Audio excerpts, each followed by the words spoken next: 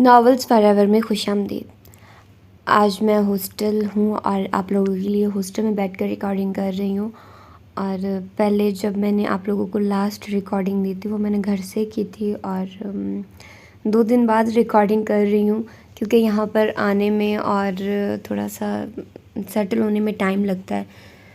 ویسے تو میں پہلے ادھر ہی رہتی تھی، لیکن اب کچھ عجیب سا لگ رہا ہے، اب بہت سیڈ فیل کر رہی ہوں میں، کیونکہ وہ چہرے نظر نہیں آ رہے جو پہلے دکھتے تھے، مطلب اپنی فرینڈز ہوتی تھی جو اپنے ہی ڈپارٹمنٹ کی ہوتی تھی، تو اب بہت سارے لوگوں کا الگ ایڈمیشن ہو گیا ہے، تو کچھ لوگوں نے ادھر ایڈمیشن لیا ہے، تو میرا ایڈمیشن ایوننگ میں ہوا ہے مارننگ کی بجائے، کچھ پوائنٹ سے رہ گیا، تو خیر ایسے ہی ہوتا ہے، and I am okay with it کہ ایوننگ میں ہی ہونا تھا تو صحیح ہے، لیکن ابھی کچھ سمجھ نہیں آ رہی کہ آگے کیا ہوگا، کلاسز کیسے چلیں گی اور کس طرح کی کلاس ہوگی، تو یہ تو ڈیپینڈ کرتا ہے کہ جب کلاسز ہوں گی۔ ابھی تو ایسے ہی ہاسٹل میں بیٹھے ہیں، تو میں نے کہا آپ لوگوں کے لیے ریکارڈنگ کر لوں، کیونکہ آپ لوگوں کو بالکل ٹائم نہیں دیا جا رہا ہے، جو کہ بہت بری بات ہے، مجھے آپ لوگوں کو اچھے سے ٹائم دینا چاہیے۔ کل ایکچولی کیا ہوا کہ میں آپ لوگوں کے لیے ریکارڈنگ کرنا چاہ رہی تھی، لیکن جہاں سے میں ریکارڈنگ کر رہی تھی وہاں سے ایک دم سے پوسٹ غائب ہو گئی، تو میں نے کہا یہ کیا ہوا ہے کہ ایک دم سے ناول چینج ہو گیا، مطلب کچھ رولا ہو گیا تھا، تو پھر مجھے سمجھ نہیں آیا، پھر میں نے اپنا مائنڈ چینج کر لیا کہ چلو اب کل دیکھیں گے، کل کچھ اور سوچیں گے، لیکن کل دیکھا تو وہ کل ٹھیک ہو گیا۔ میں نے کہا بس میرے سے ہی دشمنی تھی، میرا ٹائم تھوڑا سا وہ کرنا تھا، ادروائز میرا فل موڈ تھا کہ رات کو آپ لوگوں کو ریکارڈنگ کر کے آج دے دوں۔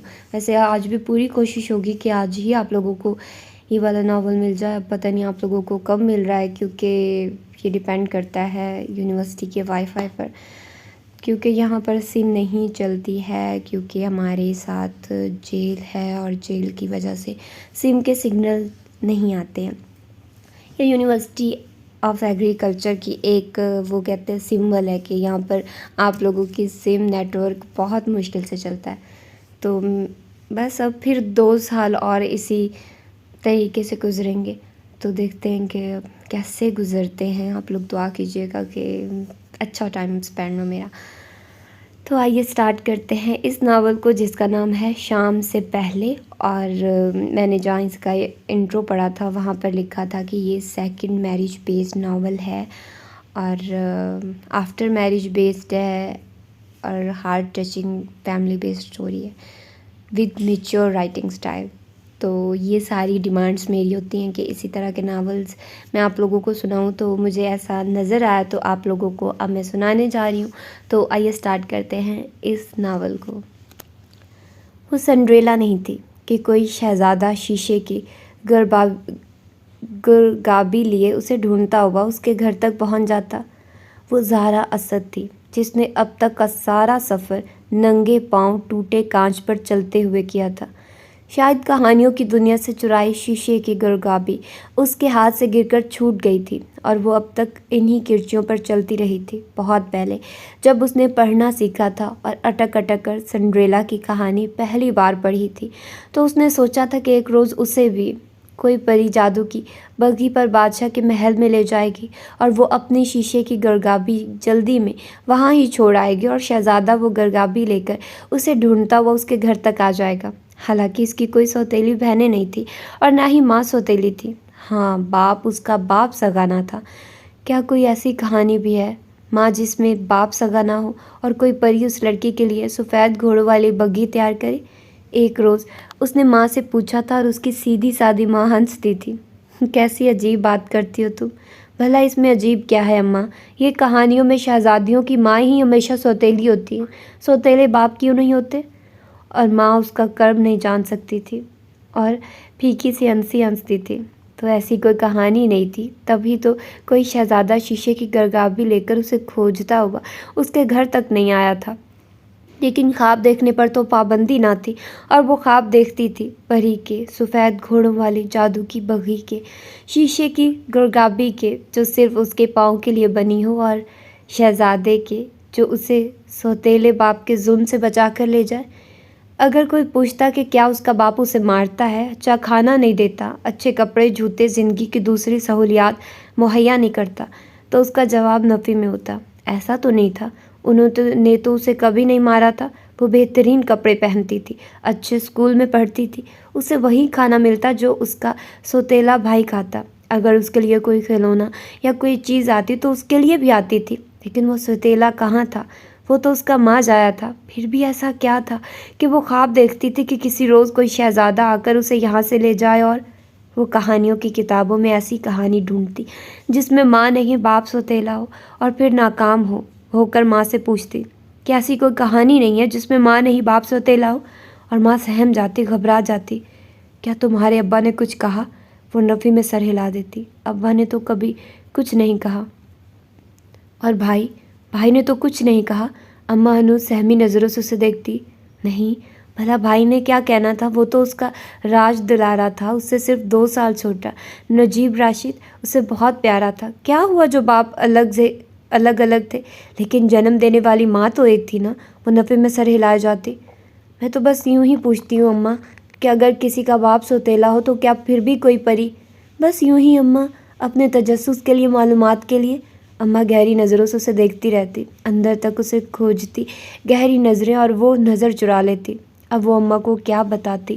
بتانے کو کچھ تھا ہی نہیں، بس محسوسات تھے، اور وہ چھوٹی سی بچی اپنے احساسات کو الفاظ پہنانے سے قاصر تھی۔ اس نے کبھی ابا کی نظروں میں اپنے لیے اپنائیت نہیں دیکھی تھی۔ جب وہ اس کی طرف دیکھتے تو ان کی نظروں میں بڑی سرد مہری سی ہوتی، سپاٹ اجنبی سی نظریں۔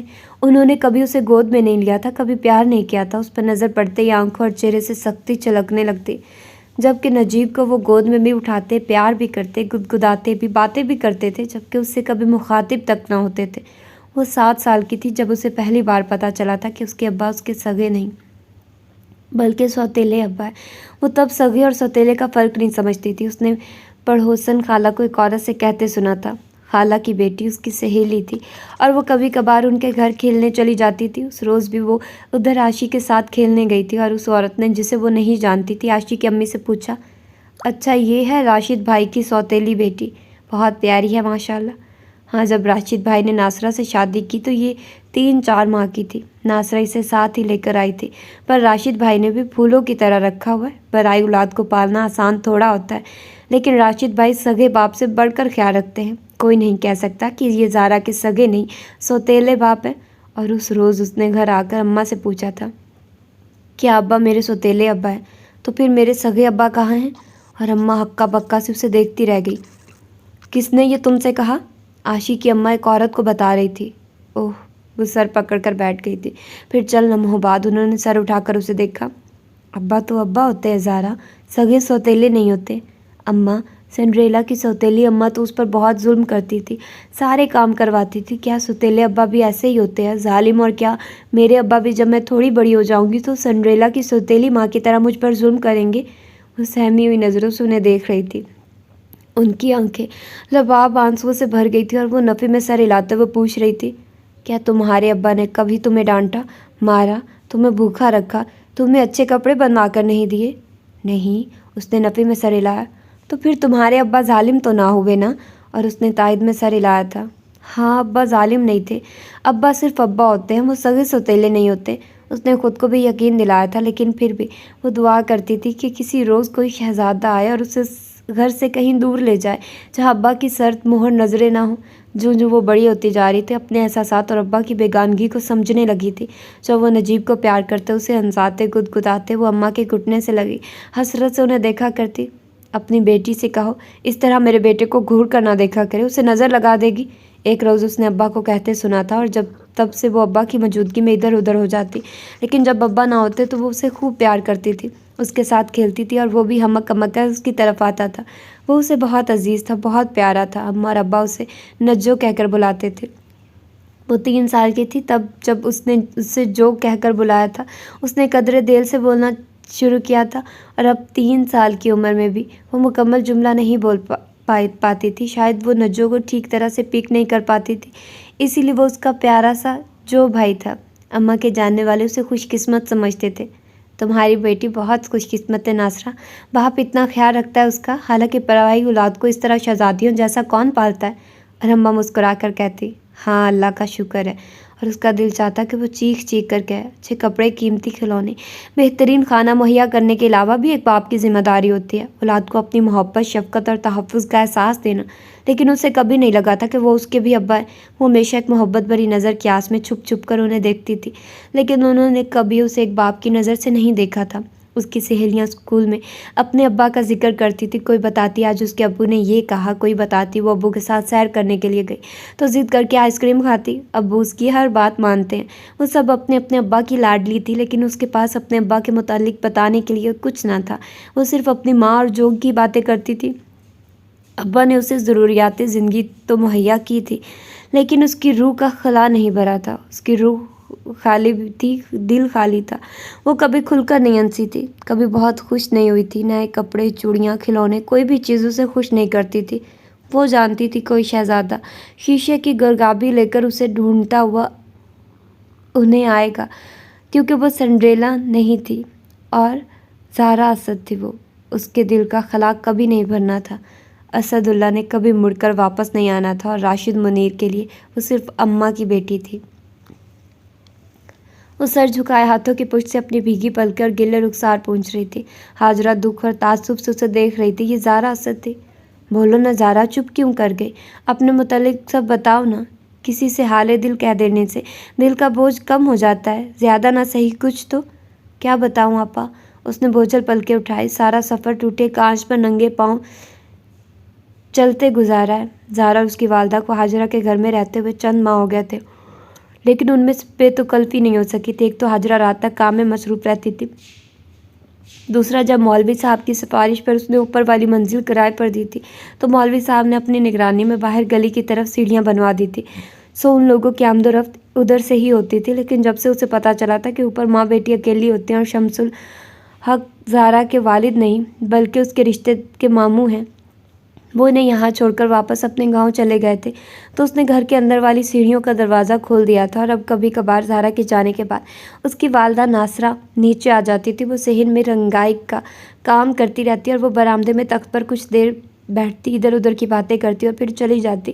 لیکن ہاجرہ نے کبھی ان سے ان کی ذاتی زندگی کے متعلق کوئی سوال نہیں کیا تھا، نہ کبھی خود سے انہوں نے بتایا کہ وہ یہاں کیوں کرائے پر گھر لے کر رہ رہی ہیں۔ کیا ان کا ذاتی گھر کوئی نہیں ہے؟ ان کے عزیز رشتہ دار، شوہر؟ ہاجرہ کو لگتا تھا جیسے دونوں ماں بیٹی کوئی لمبا پینڈا، کوئی اوکھی منزل طے کر کے آئی تھی۔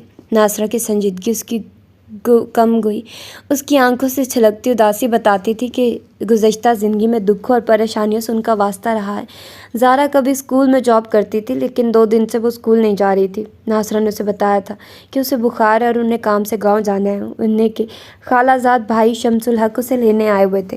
ان کی کچھ زمین ہے گاؤں میں جسے انہوں نے ٹھیکے پر دے رکھا تھا، اور اب وہ اسے فروخت کر رہی ہیں، تو انہیں 1 آدھ دن لگ سکتا ہے۔ تو وہ زہرا کی خیر خبر لیتی رہی، کہیں بخار زیادہ نہ ہو جائے۔ وہ زہرا کے لیے پریشان بھی تھی اور جانا بھی ضروری تھا کہ کافی دنوں سے وہ زمین فروخت کرنا چاہ رہی تھی، لیکن مناسب گاہک نہیں مل رہا تھا۔ ہاجرہ نے انہیں تسلی دی تھی کہ وہ بے فکر ہو کر جائیں، وہ زہرا کو نیچے ہی لے آئیں گی اور اس کا خیال رکھیں گی۔ زہرا بہت اچھی اور محبت کرنے والی بچی تھی۔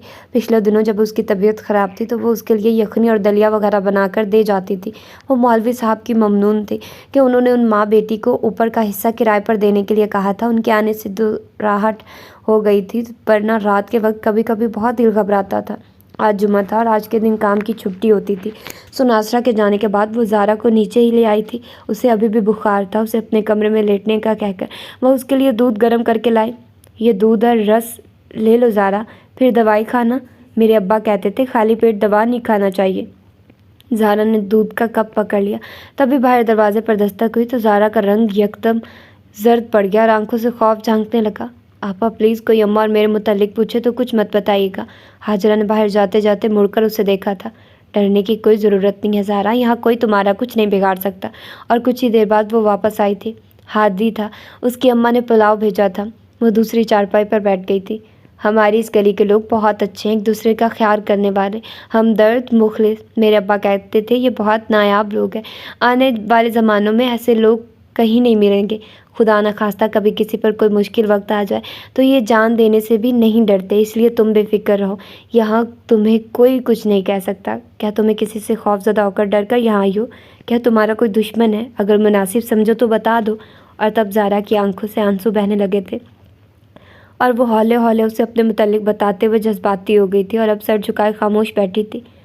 اللہ جیسا سفر نصیب میں رکھ دے ویسا ہی طے کرنا پڑتا ہے۔ زارا بھلے کانٹوں پر چل کر طے کریں یا پھولوں پر، یہ تو سوہنے رب کے فیصلے ہیں۔ وہ اپنے مخلوق کو جیسے رکھے اس کی مرضی۔ مخلوق کا کام تو خالق کے حکم اور مرضی کے سامنے سر جھکانا ہے، اس کی فرما برداری ہے۔ جی، سارا نے جھکا ہوا سر اٹھایا۔ میرے ابا میری پیدائش سے پہلے ہی وفات پا گئے تھے۔ میں ان کی وفات کے 4 ماہ بعد پیدا ہوئی تھی۔ میری اماں اکلوتی تھی اور کوئی بہن بھائی نہیں تھا۔ میں ابھی 3-4 ماہ کی ہی تھی کہ میرے نانا نانی نے اماں کی دوبارہ شادی کر دی۔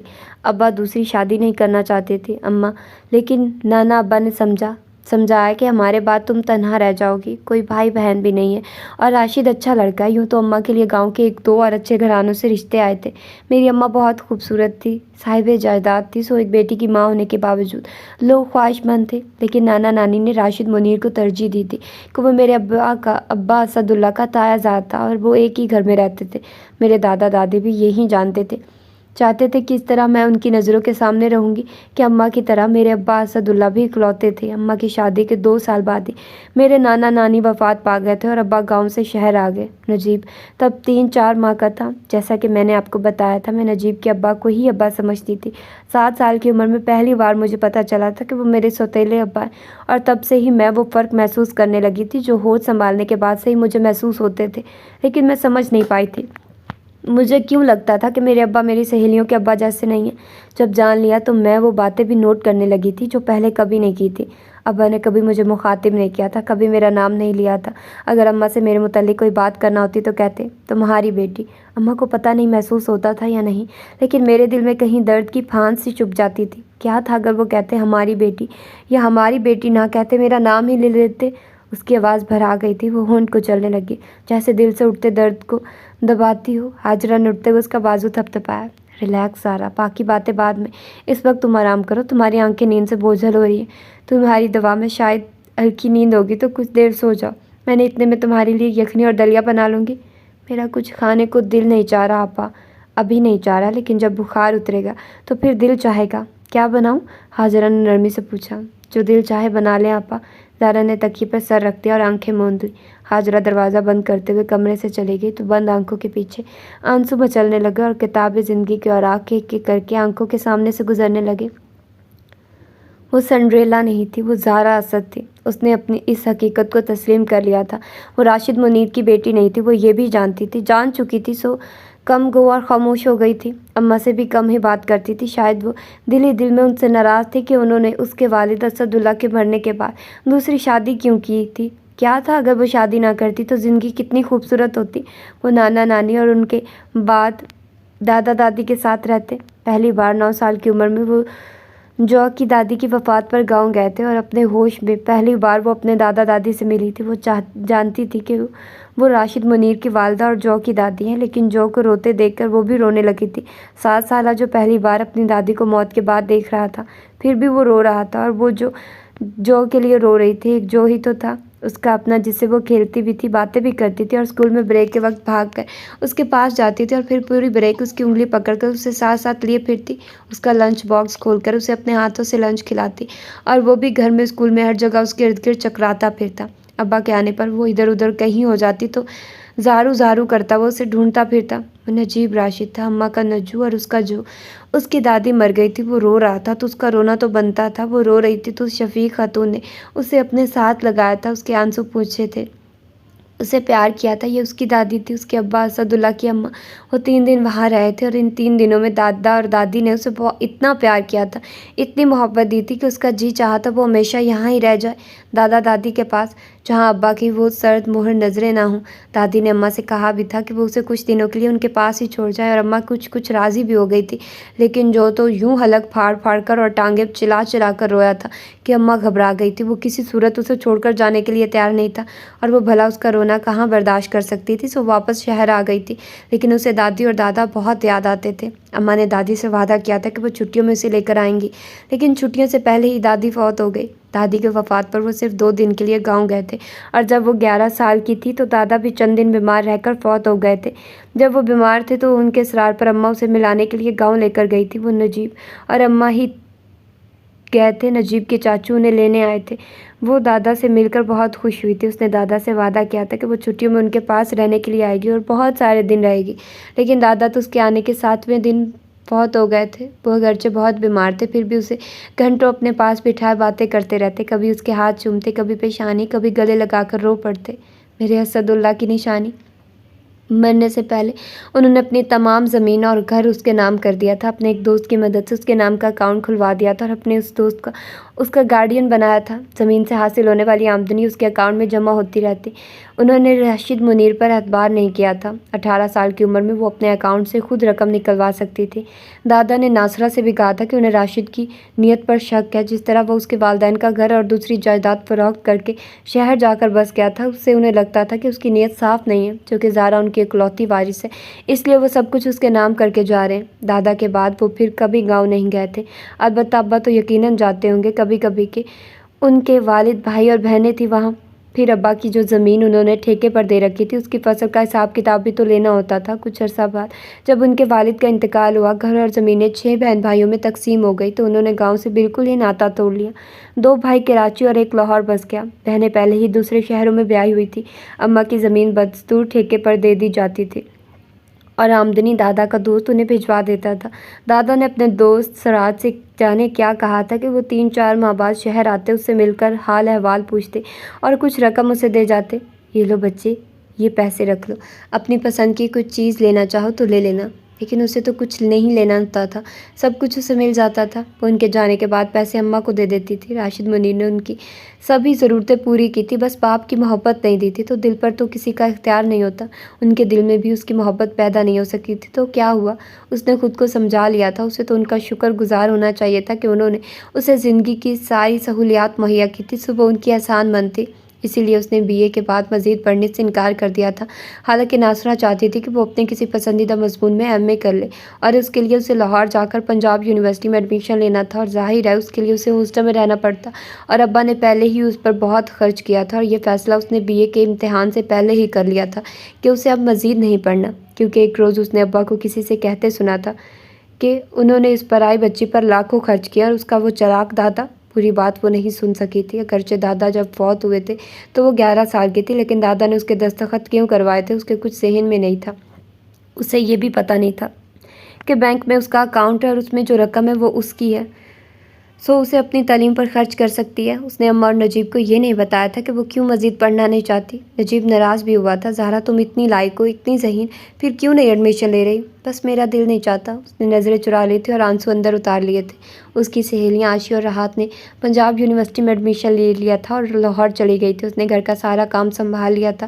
گھر میں اب وہ 3 فرد ہی تھے۔ نجیب کو بچپن ہی سے آرمی میں جانے کا شوق تھا، سو وہ کامیاب ہو کر کاکول چلا گیا تھا۔ وہاں جا کر بھی وہ ہر خط میں اسے مزید پڑھنے کے لیے اکساتا رہتا تھا۔ 1 سال ضائع ہو گیا تو کوئی بات نہیں، اگلے سال ایڈمیشن لے لینا، ویسے بھی تم نے ایک بار سال میں 2 کلاسیں اکٹھی پاس کی تھی۔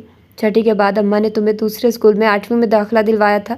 اس کی یادداشت اچھی تھی، اسے پرانی باتیں یاد رہتی تھی، جبکہ وہ اکثر بھول جاتی تھی۔ نجیب کے خط پڑھ کر ایک بار تو اس کے دل میں ہوک سی اٹھتی تھی، لیکن وہ فیصلہ کر چکی تھی اور اس پر قائم تھی۔ وقت کا کام تو گزرنا ہوتا ہے، سو تیزی سے گزر رہا تھا۔ ناصرہ چاہتی تھی کہ اب اس کی شادی کر دی جائے، لیکن کوئی اچھا رشتہ نہیں مل رہا تھا۔ وہ خوبصورت تھی، صاحب جائیداد تھی، پھر بھی جانے کیا رکاوٹ تھی کہ بات بنتے بنتے بگڑ جاتی تھی۔ ناصرہ اس کے رشتے کی وجہ سے پریشان تھی۔ ایسے میں نجیب کی پاسنگ آؤٹ پریڈ کا دن آ گیا۔ نجیب نے اس سے وعدہ کر رکھا تھا کہ جب وہ اس کی پاسنگ آؤٹ پریڈ پر آئے گی تو وہ اسے سارے ایبٹ آباد کی سیر کرائے گا۔ اگر وقت ہوا، کوئی مسئلہ نہ ہوا تو وہ بالا کوٹ اور ناران بھی جائیں گے۔ وہ بہت خوش تھی۔ وہ اپنے گھر سے کبھی باہر نہیں گئی تھی۔ اس نے اپنے شہر کے علاوہ کوئی دوسرا شہر نہیں دیکھا تھا۔ بس 2 بار گاؤں گئی تھی، لیکن ابا نے اسے ساتھ لے جانے سے منع کر دیا۔ ناصرہ نے بحث کی تو اسے ڈانٹ دیا۔ بس میں نے کہہ دیا کہ نہیں جائے گی تو بس نہیں جائے گی۔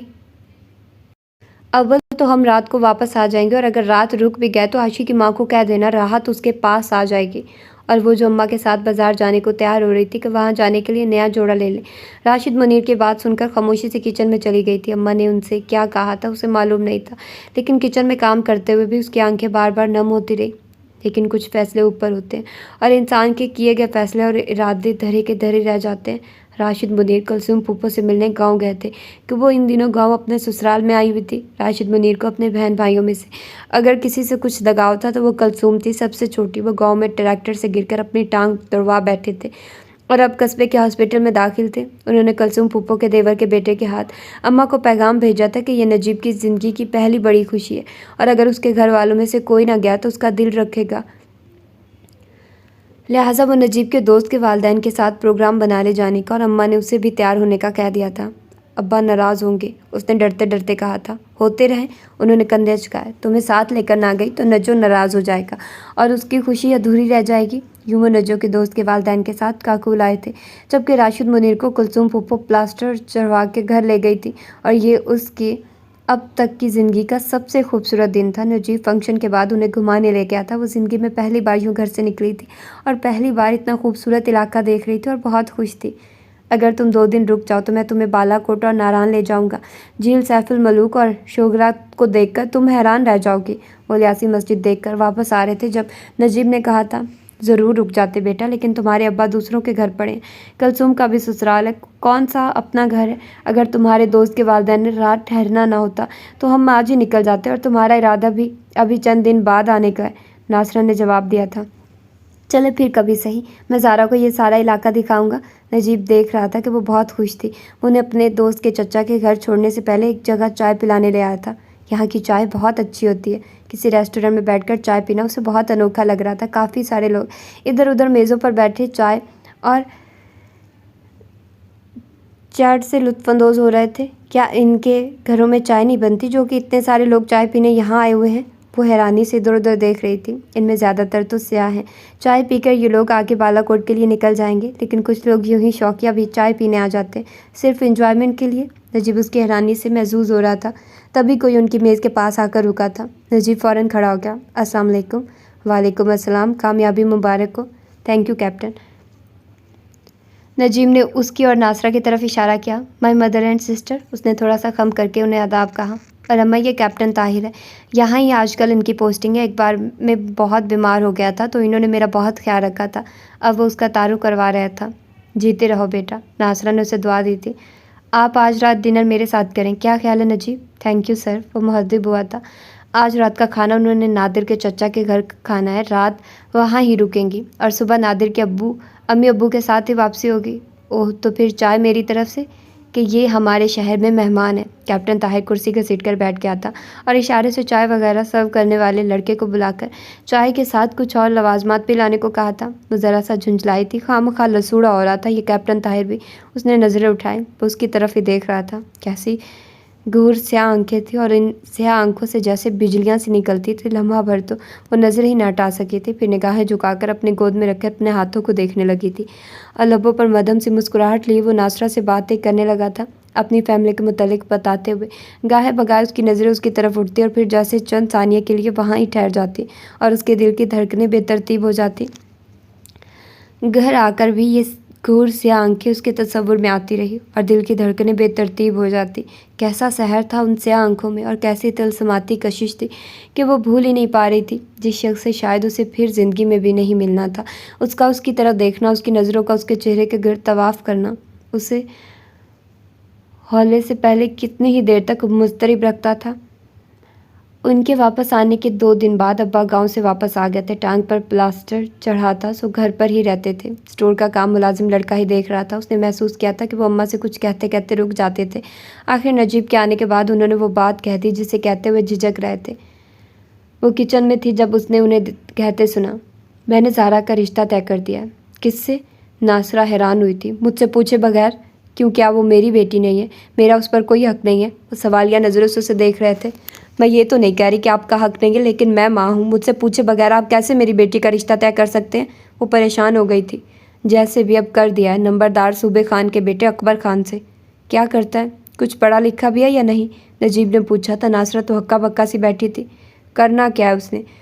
बाप दादा की ज़मीन जायदाद है, घर बैठकर खाता है और गाँव में रहकर भला क्या पढ़ना लिखना था उसने? इकलौता लाडला बेटा है।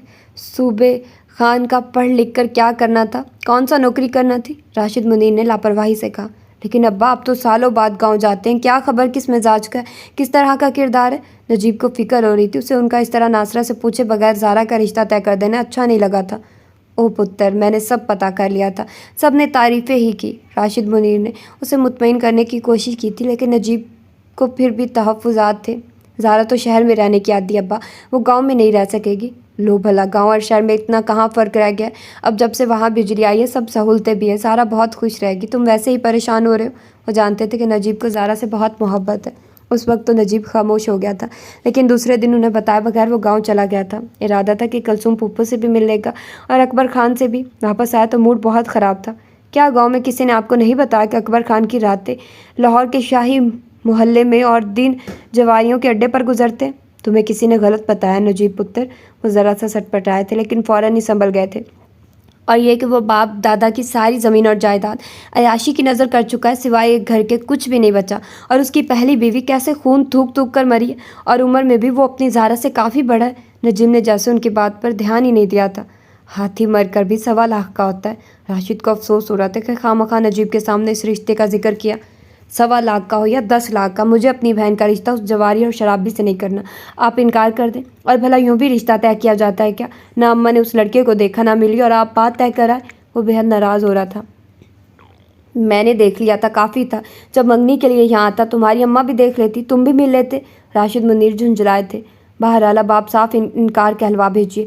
انہیں پھپھو کے سسرال والے تو حیران ہو رہے تھے، آپ نے ان سے بھی ذکر نہیں کیا، ورنہ وہ آپ کو بتاتے کہ پورے گاؤں میں کوئی اکبر خان کو رشتہ نہیں دیتا۔ نجیب نے حتمی انداز میں کہا تھا۔ زہرا کے لیے رشتوں کی کمی نہیں ہے۔ اس بار راشد منیر خاموش ہو گئے تھے، اور وہ مطمئن ہو گیا تھا کہ ابا انکار کر دیں گے۔ پھر بھی اس نے جانے سے پہلے زہرا کو سمجھایا تھا، ویسے تو ابا ایسا کچھ نہیں کرنے والے، لیکن اگر انہوں نے تمہارا رشتہ وہاں ہی طے کرنا چاہا تو صاف انکار کر دینا، ڈرنے کی ضرورت نہیں ہے ابا سے، بالکل بھی۔ وہ اماں اور تمہاری مرضی کے بغیر کچھ نہیں کر سکتے۔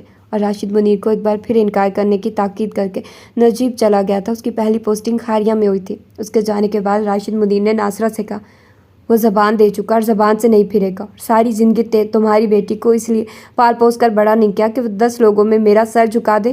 وہ راشد منیر کی احسان مند تھی، وہ اس کی بیٹی نہیں تھی، لیکن اس نے اسے سگی اولاد کی طرح ہی بہترین اسکولوں میں پڑھایا، بہترین کپڑے مہیا کیے، ہر ضرورت ہر خواہش پوری کی۔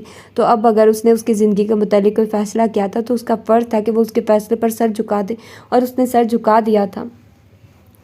ماضی کے اوراق پڑھتے ہوئے انہیں بارہا نم ہو جاتی آنکھیں، اور تکیہ بھیگنے لگتا تھا۔ جانے کب تک اس کی آنکھیں یوں ہی موتی رولتی رہتی کہ حاجرہ نے آ کر اس کے کندھے پر ہاتھ رکھا۔ کیسی طبیعت ہے اب زارا؟ میں نے دلیا بنا دیا، کہو تو لے آؤں؟ وہ اٹھ کر بیٹھ گئی۔ تم رو رہی تھی زارا؟ حاجرہ کو دکھ ہوا۔ عمر بھر کا رونا ہے ابا۔ اس نے دوپٹے کے پلو سے آنکھیں اور گیلے رخسار پونچھے۔ اللہ نہ کرے زارا کہ تم عمر بھر رو، اللہ تمہیں بہت ساری خوشیاں دے۔ حاجرہ کے لبوں سے بے اختیار نکلا، اب ایسی کوئی امید نہیں آپا کہ زندگی میں کبھی کوئی خوشی ملے گی۔ سچ کہا ہے میں نے آپا، اب تو عمر بھر کا رونا ہے۔ وہ بے حد دل گرفتہ اور مایوس لگ رہی تھی۔ اس طرح نہیں کہتے زارا، حاجرہ نے تنبیہ کی۔ نا امید تو صرف شیطان ہوتا ہے، مایوسی کفر ہے۔ جب سب کچھ واضح اور صاف ہو تو پھر کوئی امید بھی دل میں کیسے پیدا ہو؟ جب آپ کو پتا ہو کہ آگے آپ کے لیے کچھ اچھا نہیں ہے تو؟ اس کی سوالیہ نظریں حاجرہ کی طرف اٹھی۔ زارا، حاجرہ اس کے پاس ہی بیٹھ گئی۔ اللہ تعالیٰ اپنے بندوں سے خود کہتا ہے، زندگی میں اکثر بہت سی مشکلات آ جاتی ہیں، لیکن کہیں نہ کہیں اس رب نے تمہارے لیے کوئی آسانی بھی رکھی ہوگی۔ بس تم اس طرح مایوسی کی باتیں مت کرو۔ میرا دل کہتا ہے تم نے جو بھی دکھ سہے ہیں، غم دیکھے، ان کے بعد ضرور خوشی دیکھو گی۔ تم مجھے اپنے متعلق بتا رہی تھی، اب اگر کچھ بہتر محسوس کر رہی ہو تو بتاؤ، شاید میں تمہارے لیے کچھ کر سکوں۔ نہ بھی کر سکی تو دعا تو کر سکتی ہوں، اور مجھ سے سب کچھ کہو گی تو تمہارے دل کا بوجھ ہی ہلکا ہو جائے گا۔ دعائیں، کوشش سب بیکار ہیں آپا۔ وہ حضرت مایوس تھی۔ ہاں، دل پر بہت بوجھ ہے، کہہ دینے سے شاید ہلکا ہو جائے کچھ۔ میں نے آپ کو بتایا تھا نا میرے ابا سوتیلے تھے۔ سر جھکائے ہولے ہولے بول رہی تھی، اور حاجرہ خاموشی سے سن رہی تھی۔ میں نے ابا کی بات مان لی آپا، اور ان کا فیصلہ قبول کر لیا۔ اس نے جھکا ہوا سر اٹھایا تھا۔ کیوں زارا؟ جب کہ تمہارے بھائی نے تمہیں منع کیا تھا، تمہارے پاس انکار کا حق تھا، اور تمہارے بھائی نے بتایا تھا تمہیں وہ اچھا آدمی نہیں ہے۔ حاجرہ نے پوچھا تو اس نے ایک گہری سانس لی۔ ہاں، میں انکار کر سکتی تھی، لیکن میں نے نہیں کیا، کیونکہ میری گردن احسان مندی کے بوجھ سے جھکی ہوئی تھی۔ ابا نے میری پرورش کی تھی، اور میرا فرض بنتا تھا کہ میں ان کے فیصلے کا احترام کر کے اس احسان کا بوجھ کچھ کم کر لوں۔ جو ابا نے کیا تھا۔ ان دنوں وہ آتے جاتے میرے پاس رک کر مجھے جتاتے تھے کہ انہوں نے میری تعلیم اور پرورش پر کتنا خرچ کیا، حالانکہ میں ان کی بیٹی نہیں تھی۔ میں اگر انکار کر دیتی تو اماں میرا ساتھ دیتی، کیونکہ وہ متذبذب تھی۔ انہوں نے ابھی تک اکبر خان کو نہیں دیکھا تھا۔ میری ہاں کے بعد وہ گاؤں جا کر اس سے ملنا چاہتی تھی۔ اس کے والدین حیات نہیں تھے، بس ایک دادی تھی۔ اماں جا کر ان سے ملنا چاہتی تھی اور جیسا کہ طریقہ ہوتا ہے گھر بار دیکھنا چاہتی تھی، لیکن ابا نے اس کی دادی کی شدید بیماری کا واویلا کر کے کچھ ایسی جلدی مچائی کہ اماں کچھ بھی نہ کر سکی۔ تاہم وہ مسلسل ابا سے کہتی رہی کہ نجو کو اطلاع دے، اسے بلائیں، ایک ہی بھائی اور وہ بھی بہن کی شادی میں شریک نہ ہو۔ اطلاع بھجوا دی ہے، فوجی آدمی، اس طرح چھٹی نہیں ملتی، اسے مل گئی تو آ جائے گا۔ تم فکر نہ کرو، مجبوری ہے، اکبر خان کو جلدی ہے۔ میں نہیں جانتی ابا نے اماں کو کیسے منایا، کیسے بلایا کہ نجیب کے آنے سے پہلے ہی میرا نکاح اور رخصتی کر دی۔ بارات میں صرف چند مرد تھے اور وہ 3 عورتیں۔ ہر ماں کی طرح اماں نے بھی میرے پیدا ہوتے ہی میرے جہیز کے لیے چیزیں اکٹھی کرنی شروع کر دی تھی، سو جلدی شادی کرنے میں کچھ زیادہ مسئلہ نہ ہوا۔ ہماری طرف سے محلے کے کچھ لوگ تھے، کھانے کا انتظام ابا نے گھر میں ہی کر لیا تھا۔ اماں آخری وقت تک نجیب کا پوچھتی رہی، ابھی آیا نہیں، کب آئے گا، اور ابا انہیں تسلی دیتے رہے۔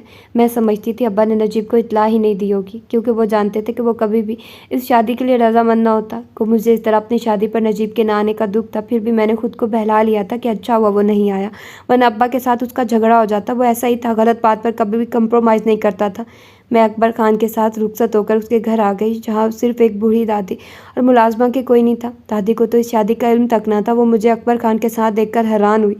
میری بیوی ہے، اسد ایوان کی بیٹی ہے، ایسے آنکھیں پھاڑ کر نہ دیکھیے، بیاہ کر لایا ہوں آپ کو۔ لو، میرا خیال نہیں تھا، اس لیے مجھے خود ہی، وہ بول رہا تھا اور میرا دل جیسے ڈوب رہا تھا۔ اچھا، اب اسے میرے کمرے میں لے جائیے، میں ذرا دوستوں کی طرف جا رہا ہوں، گھنٹے تک آ جاؤں گا۔ وہ مجھے دادی کے حوالے کر کے چلا گیا اور دادی مجھے دیکھ دیکھ کر ٹھنڈی آہیں بھرتی رہی۔ تیرے ماں باپ نے بڑا ظلم کیا کڑیے، اس لوفر لفنگے کے پلے باندھ دیا۔ پیو تو ستیلا تھا، ماں تو سگی تھی تیری۔ دادی اسی گاؤں میں رہتی تھی، اماں ابا کے متعلق سب جانتی تھی۔ کیا میں نے ابا کی بات مان کر غلطی کی؟ میں نے خود سے پوچھا تھا، لیکن اگر غلطی بھی تھی تو مجھے اسے بہانا تھا جیسے بھی، لیکن نہیں جانتی تھی اسے نبھانے میں خود میں ختم ہو جاؤں گی۔ صرف 3 دن آپا، صرف 3 دن وہ میرے ساتھ ٹھیک رہا، نرمی سے بات کرتا، شکل و صورت ٹھیک تھی۔ گو عمر میں مجھ سے 12 سال بڑا تھا، لیکن میں مطمئن ہو گئی تھی کہ یہ شخص اتنا بھی برا نہیں ہے، گزارا ہو جائے گا۔ لیکن چوتھے دن اس نے مجھے کہا اسے لاہور جانا ہے، وہ مجھے میکے چھوڑتے ہوئے چلا جائے گا اور 6-7 دن بعد واپس آتے ہوئے لے آئے گا۔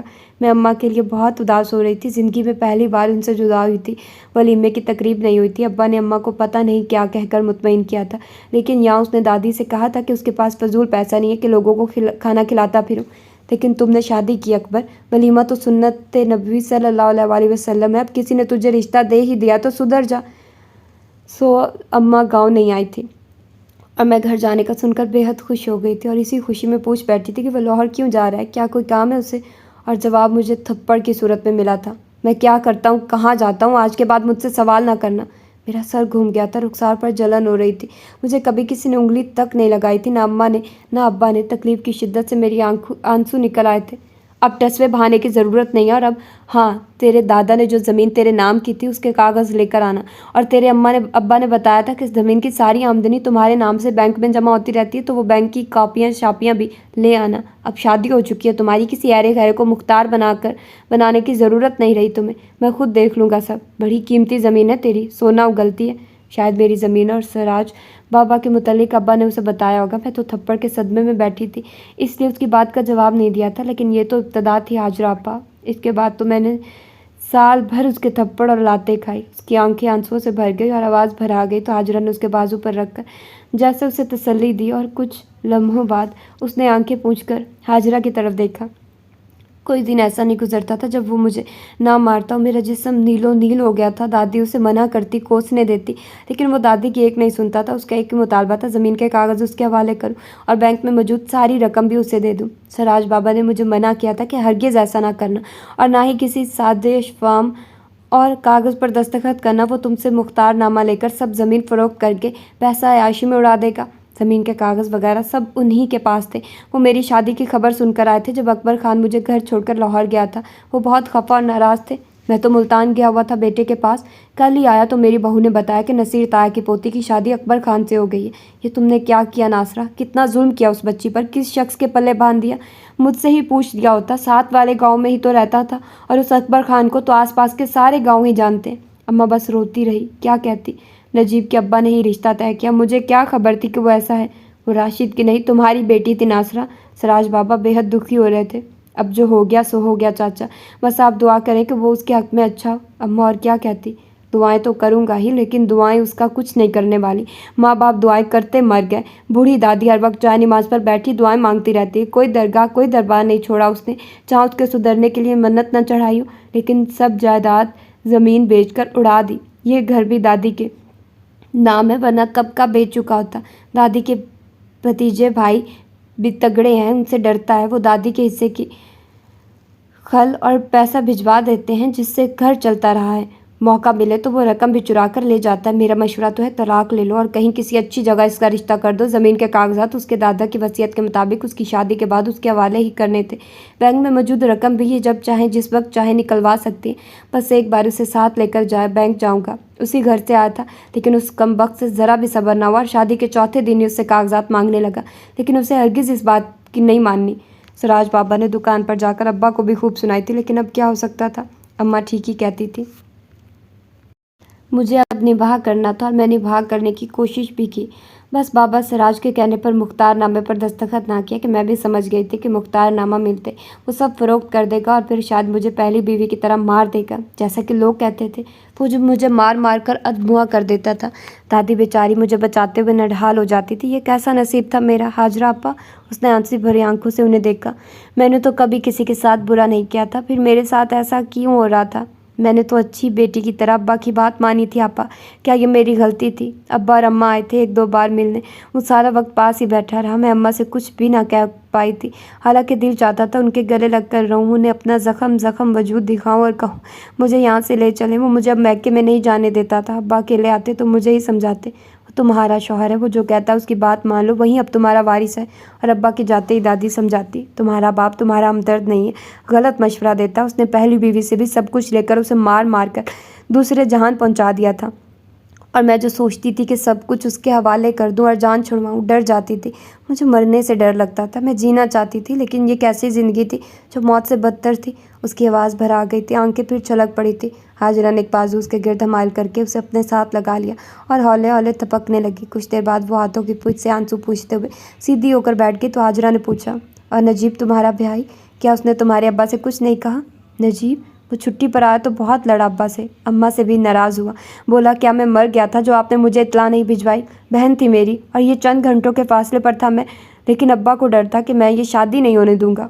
हाँ, डर था अब मुझे। अब्बा ने एतराफ़ कर लिया था। मैं ज़बान दे चुका था और शरीफ लोग ज़बान से नहीं फिरते। वो आपकी बेटी नहीं थी, इसलिए आपने ये जुल्म किया। दरअसल आपने कभी उसे अपनी बेटी समझा ही नहीं, हमेशा अम्मा की ही बेटी समझा। वो रूहानसा हो रहा था। बहुत जुल्म किया अब्बा, आपने बहुत जुल्म किया। अब्बा उसकी बात का जवाब दिए बगैर दुकान पर चले गए। तो उसने मुझसे शिकवा किया, मैंने तुमसे कहा था ना कि इनकार कर देना। मैं कैसे इनकार करती जो? मैं एक तरफ सर झुकाए बैठी थी। मुझे यहाँ आया आज 5वां दिन था और मेरी शादी हुए 9 दिन हो गए थे। क्यों इनकार नहीं कर सकती तो तुम? मैंने तुम्हें बताया था वो तुम्हारे काबिल नहीं है ज़ारा। वो मुझसे छोटा था, लेकिन वो हमेशा मेरा नाम लेकर ही बुलाता था। मेरी गर्दन अब्बा के एहसानों के बोझ से झुकी हुई थी। जो मैं उनकी बेटी नहीं थी, लेकिन उन्होंने कैसे एहसान? अम्मा ने तड़प कर मेरी बात काटी थी। कोई एहसान नहीं किया उन्होंने तुम पर। अपनी ज़ाती कमाई से कभी 1 रुपए की चीज़ तक लेकर नहीं दी तुम्हें। तुम्हारे तमाम अखराजात मैं अपनी ज़मीन की आमदनी से करती थी। तुम्हारे कपड़े, तुम्हारे स्कूल के अखराजात सब। मैं नहीं चाहती थी कि तुम्हें कभी एक लम्हे के लिए भी ये एहसास हो कि तुम्हारा बाप सौतेला। और ये दुकान भी मेरी अम्मा अब्बा का घर बेचकर बनाई गई थी। फिर भी खुद से वो कभी 1 रुपए की चीज़ तक तुम्हारे लिए नहीं लाए। काश ये सब मुझे पहले से पता होता तो मैं कभी भी। अब भी अगर तुम उसके साथ न रहना चाहो तो तलाक ले लो ज़ारा, मैं तुम्हारे साथ हूँ। नजीब नहीं चाहता था कि मैं ऐसे शख्स के साथ अपनी ज़िंदगी बर्बाद करूँ। नहीं नहीं नज्जो, तलाक याफ्ता लड़की को माशरा अच्छा नहीं समझता, अम्मा ने बेख्तियार कहा था। और ख़ुद मैं भी नहीं जान चाहती थी कि आगे ज़िंदगी मेरे लिए जहन्नुम होगी। 3 दिन ही तो तब गुजारे थे मैंने, और अंदर कहीं उम्मीद सी थी कि शायद मेरी खिदमत और मोहब्बत उसे बदल दे, लेकिन नहीं जानती थी कि उसने तो शादी ही मेरी ज़मीन के लिए की है। नजीब दूसरे दिन वापस चला गया था। उसने अब्बा से कोई बात नहीं की थी। वो उनसे नाराज़ था। और उसके जाने के बाद अब्बा मुसलसल मुझे उकसाते रहे कि मैं रुपया, पैसा, ज़मीन सब कुछ अकबर खान को दे दूँ। अब्बा जिन्होंने कभी मुझसे बात नहीं की, अब अकबर खान के आने तक हर रोज़ दुकान पर जाने से पहले मेरे कमरे में आते और माजरत करते। ٹھیک ہے مجھ سے غلطی ہوئی، میں نے اکبر کے متعلق تحقیق نہیں کی، لیکن اب تمہارے لیے یہی بہتر ہے کہ تم اس کی بات مان لو، ورنہ وہ بڑا الٹی مت والا ہے، اور اگر اس نے تمہیں کچھ کہا تو نجیب نہیں چھوڑنے والا اسے۔ خواہ غصے میں اس نے کچھ الٹا سیدھا کر دیا اس نے تو مطلب مار شار دیا تو پھانسی چڑھ جائے گا۔ نجیب کی خاطر اس کی بات مان لو۔ ابا جانتے تھے کہ نجیب میں میری جان ہے، اور میں نے اسے کبھی کچھ نہیں بتایا۔ وہ جب بھی گھر چھٹی پر آتا تو وہ 2-3 گھنٹے کے لیے مجھ سے بھی ملنے آتا۔ میری حالت دیکھ کر کرتا بار بار مجھ سے پوچھتا، اکبر خان تمہیں مارتا پیٹتا تو نہیں ہے؟ یہاں لوگوں نے مجھے بتایا تھا کہ پہلی بیوی کو بہت مارتا تھا۔ میں انکار کر دیتی، میں جانتی تھی وہ جذباتی تھا، جذبات میں کچھ الٹا سیدھا کر دیا تو۔ اماں تمہیں بہت یاد کرتی ہے، روتی رہتی ہیں، تم گھر کیوں نہیں جاتی؟ مجھے بتاؤ، اکبر منع کرتا ہے تو اسے سیدھا کر دوں؟ نہیں، بس وہ میں دادی کی وجہ سے نہیں جاتی، اور پھر میری طبیعت بھی ٹھیک نہیں رہتی، اور وہ تشویش سے مجھے دیکھتا ہوا واپس چلا جاتا۔ لیکن اس روز وہ اچانک آ گیا۔ اکبر نے جلتی ہوئی لکڑی چولہے سے کھینچ کر میرے بازو پر ماری تھی، اور اس سے پہلے کہ وہ دوبارہ مارتا، کھلے دروازے سے اندر آتے ہوئے نجیب نے اس کا بازو پکڑ لیا۔ بس، اس کی دھاڑ پورے صحن میں گونجی تھی۔ تمہیں جرأت کیسے ہوئی میری بہن کو مارنے کی؟ زندہ نہیں چھوڑوں گا تمہیں آج۔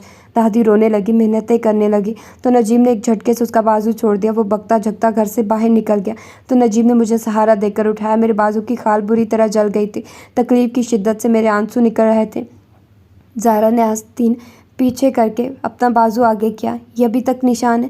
حاجرہ تعصب سے اسے دیکھ رہی تھی۔ اس روز نجیب مجھے وہاں سے لے کر سیدھا ہسپتال گیا تھا، جہاں مجھے داخل کر لیا گیا تھا، اور 3 دن بعد میرا بیٹا پیدا ہوا۔ میری حالت ٹھیک نہیں تھی، پتہ نہیں میں کیسے بچ گئی۔ جب مجھے ہوش آیا تو اماں میرے بیڈ کے پاس بیٹھی تھی، اور ان کے آنسو میرے ہاتھ پر گرتے تھے جو انہوں نے تھام رکھا تھا۔ میں تو بہت نازک تھی، بہت نرم۔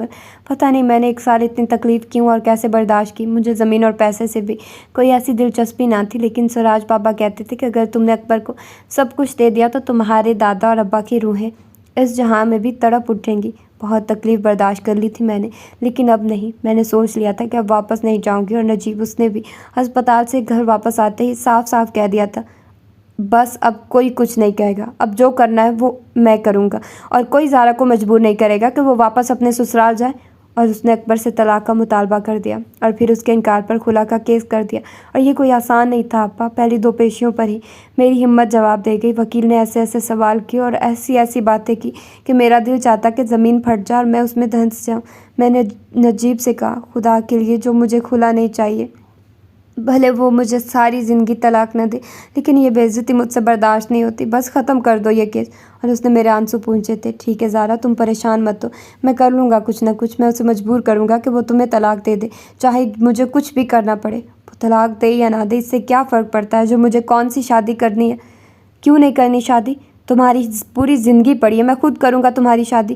کتنا اچھا انسان تمہارا ہاتھ تھامنا چاہتا تھا، لیکن ابا نے، اس نے بات ادھوری چھوڑ دی تھی۔ میں تنہا نہیں ہوں، میرا بیٹا ہے نا، وہ بنے گا میرا سہارا۔ ہر شخص اکبر خان اور راشد منیر نہیں ہوتا زہرا، اچھے لوگ بھی ہیں دنیا میں، اور یہ تو اللہ ہی جانتا ہے کہ اس نے تمہارے نصیب میں کیا لکھا ہے۔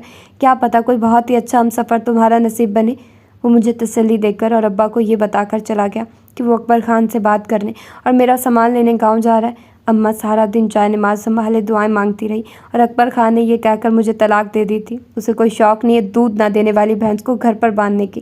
یہ تو تیرے باپ نے زمین کا لالچ دے کر مجھے شادی کے لیے کہا تھا کہ اسد اللہ کی بیٹی سے تیری شادی کروا دیتا، آدھی زمین تیری آدھی میری، بینک کا پیسہ بھی آدھا آدھا۔ جب نجیب اماں کو بتا رہا تھا تو میں نے سنا تھا، تو ابا نے اس لیے میری شادی اکبر سے کی تھی۔ ابا مجھ سے کہتا تو میں ویسے ہی سب کچھ ان کے نام کر دیتی، اور نجیب بھی اماں سے یہی کہہ رہا تھا، بازار اسے مانگتے تو وہ خود ہی ابا کو سب دے دیتی۔ وہ ایسی ہی ہے، بڑے دل والی۔ کیا کوئی اس طرح بھی کرتا ہے؟ ہمارے پاس کسی چیز کی کمی تھی؟ وہ جیسے رونے والا ہو رہا تھا، اور اماں جیسے صدمے میں بیٹھی تھی۔ بڑی دیر بعد اماں نے کہا تھا، تمہارے باپ نے ساری زندگی سہارا کو اپنی بیٹی نہیں سمجھا، وہ اس سے نفرت کرتے رہے، میں ہی نہیں جان سکی، یہ صرف لالچ نہیں تھا نجو۔ اماں اب رو رہی تھی، ورنہ زہرا کے دادا دادی کے گھر کے پیسے بھی انہوں نے ہی رکھ لیے تھے کہ دکان میں مال ڈالنا ہے جب اس کی شادی ہو گئی تو۔ اور میں نے باقی بات نہیں سنی تھی کہ واصف میرا بیٹا رو رہا تھا۔ میں اپنے کمرے میں آ گئی تھی۔ اس رات نجیب اور ابا میں بہت تلخ کلامی ہوئی تھی۔ نجیب بہت خراب موڈ کے ساتھ واپس گیا، لیکن جانے سے پہلے اس نے مجھے بہت تسلی دی تھی اور سمجھایا تھا، تمہیں اب سب کچھ بھول کر نئی زندگی شروع کرنی ہے۔ واصف تھوڑا سا بڑا ہو جائے تو تم یونیورسٹی میں ایڈمیشن لے لینا، اماں اسے سنبھال لے گی، کوئی ملازمہ بھی رکھ لے گی، تمہیں کوئی مالی پرابلم ہو تو نہیں ہوگا، پھر بھی میں ہوں، کوئی بھی مشکل ہو سنبھال لوں گا، تمہیں بس اب رونا نہیں ہے، پریشان نہیں ہونا۔ مجھ سے چھوٹا تھا لیکن مجھے بڑوں کی طرح سمجھاتا تھا۔ سراج بابا اب بوڑھے ہو گئے تھے اور چاہتے تھے کہ زمین وغیرہ کا سب کام اب نجیب خود سنبھالے، کسے ٹھیکے پر دینی ہے، کیا کرنا ہے، لیکن ظاہر ہے یہ کام وہ نہیں کر سکتا تھا کہ کبھی کبھی تو 3 مہینے وہ نہیں آ پاتا تھا۔ سو اماں اور اس کے مشورے سے سراج بابا کی مدد سے زمین اچھی قیمت پر فروخت کر دی گئی تھی اور رقم میرے اکاؤنٹ میں جمع کروا دی گئی تھی۔ اسی لیے نجیب نے مالی پرابلم نہ ہونے کا کہا تھا۔ تم اور واصف میری ذمہ داری ہو اب، اور تمہاری رقم واصف کے کام آئے گی، اس کی تعلیم وغیرہ کے لیے اگر کبھی ضرورت پڑ گئی تو۔ جاتے جاتے اس نے پھر مجھے واسی کے متعلق فکر نہ کرنے کی تاکید کی تھی۔ تم سمجھو واسی تمہارا نہیں میرا بیٹا ہے، کہیں اکبر خان اسے چھین کر نہ لے جائے، اسے ابا نے بتا دیا تھا واصف کا۔ میں خوف زدہ تھی، سوال ہی پیدا نہیں ہوتا وہ بھلا کیوں چھین کر لے جائے گا، اور اگر وہ عدالت گیا تب بھی اتنے چھوٹے بچے کو عدالت ماں کے ہی حوالے کرتی ہے۔ میں مطمئن ہو گئی تھی، لیکن اطمینان صرف چند دنوں کا تھا۔ اکبر نے تو میرا بیٹا نہیں چھینا تھا، لیکن ابا خود ایک روز چپکے سے اسے اٹھا کر اکبر کے حوالے کرائے اور انہیں اس پر ذرا سی بھی شرمندگی نہ تھی۔ اماں کو بخار تھا اور میں واصف کو سلا کر اماں کو دیکھنے آئی تھی اور انہوں نے میرے کمرے سے اسے اٹھا لیا۔ مجھے تو جیسے سکتہ ہو گیا تھا اور اماں چیخ چیخ کر رو رہی تھی۔ وہ گھر آئے تو اماں کو ڈانٹنے لگے، اتنا واویلا کیوں کر رہی ہو، مر نہیں گیا تمہارا نواسا، اس کا باپ لے گیا، اسے دیکھنے آیا تھا۔ میں نے کہا لے جاؤ، پہلے اسد اللہ کی بیٹی کو پالتا رہا، اب اس کے نواسے کو ہرگز نہیں پالوں گا۔ تب اماں کا اور ابا کا بہت جھگڑا ہوا۔ مجھے تو لگتا تھا جیسے میرا دل پھٹ جائے گا، وہ تو صرف 6 ماہ کا تھا، کیسے میرے بغیر رہے گا۔ میں راتوں کو اٹھ جاتی اور چیخیں مار مار کر روتی، ہر روز ابا کی منتیں کرتی، ہاتھ جوڑتی کہ انہوں نے جو کچھ لینا ہے لے لیں، بس مجھے میرا بیٹا لا دیں۔ اور وہ میرے رونے اور منتیں کرنے پر محظوظ ہوتے اور مسکراتے رہتے۔ پھر نجیب آ گیا، اماں نے اسے خط بھجوایا تھا۔ آتے ہی ابا کے ساتھ اس کی بہت لڑائی ہوئی، اس نے تھانے میں رپورٹ درج کروائی، وہ 3 بار پولیس میں اکبر کے خان کے گھر چھاپا مارا۔ نجیب خود ساتھ گیا تھا، گھر میں صرف دادی تھی۔ انہوں نے بتایا کہ وہ بچے کو لے کر گھر نہیں آئے، وہ بیمار تھی، اس لیے ان کے بھتیجے انہیں لینے آئے ہوئے تھے۔ میرا بیٹا بہت خوبصورت تھا، بالکل اپنے ماموں نجیب کی طرح، میں نے تو اسے جی بھر کر دیکھا بھی نہ تھا۔ اور نہ وہ رونے لگی، ہاجرہ بے بسی سے اسے دیکھ رہی تھی۔ وہ اس ماں کو کیا تسلی دیتی جس کا بیٹا اتنی چھوٹی سی عمر میں اس سے چھن گیا تھا۔ کوئی بھی لفظ اس دکھ کا مداوع نہیں ہو سکتا تھا، اس لیے وہ بس ہولے ہولے اس کا بازو تھپکتی رہی۔ کچھ دیر رونے کے بعد وہ خود ہی سنبھل گئی تھی۔ نجیب بہت کوشش کر رہا تھا لیکن اکبر کا کہیں پتہ نہیں چل رہا تھا۔ اس کے دوستوں اور جاننے والوں کے گھروں پر بھی چھاپے مارے گئے لیکن وہ پتہ نہیں کہاں چھپا ہوا تھا۔ نجیب کو جب بھی موقع ملتا گھر آتا، مجھے تسلی دیتا، صبر کی تلقین کرتا، لیکن مجھے صبر نہیں آتا تھا۔ اماں اور ابا میں اب اکثر جھگڑا ہونے لگا تھا۔ ابا جو پہلے کبھی مجھے مخاطب نہیں کرتے تھے، میری طرف دیکھتے نہ تھے، اب آتے جاتے باتیں سناتے، اتنی نفرت سے مجھے دیکھتے کہ مجھے لگتا کہ یہ نفرت مجھے جلا کر راکھ کر دے گی۔ چھوٹے چھوٹے کاموں کے لیے مجھے آوازیں دیتے، جوتے پالش کر دو، کپڑے استری کرو، پانی لے آؤ، 7 بار کپڑے استری کرواتے، یہ نہیں وہ کرو، اور پہلا استری شدہ جوڑا گول مول کر کے الماری میں پھینک دیتے۔ مجھے اتنا تنگ کرتے کہ میرا دل چاہتا کہ اس گھر سے کہیں چلی جاؤں یا پھر چھت سے چھلانگ لگا کر اپنی زندگی ختم کر لوں۔ اب تو کبھی کبھی مجھ پر ہاتھ بھی اٹھا دیتے تھے۔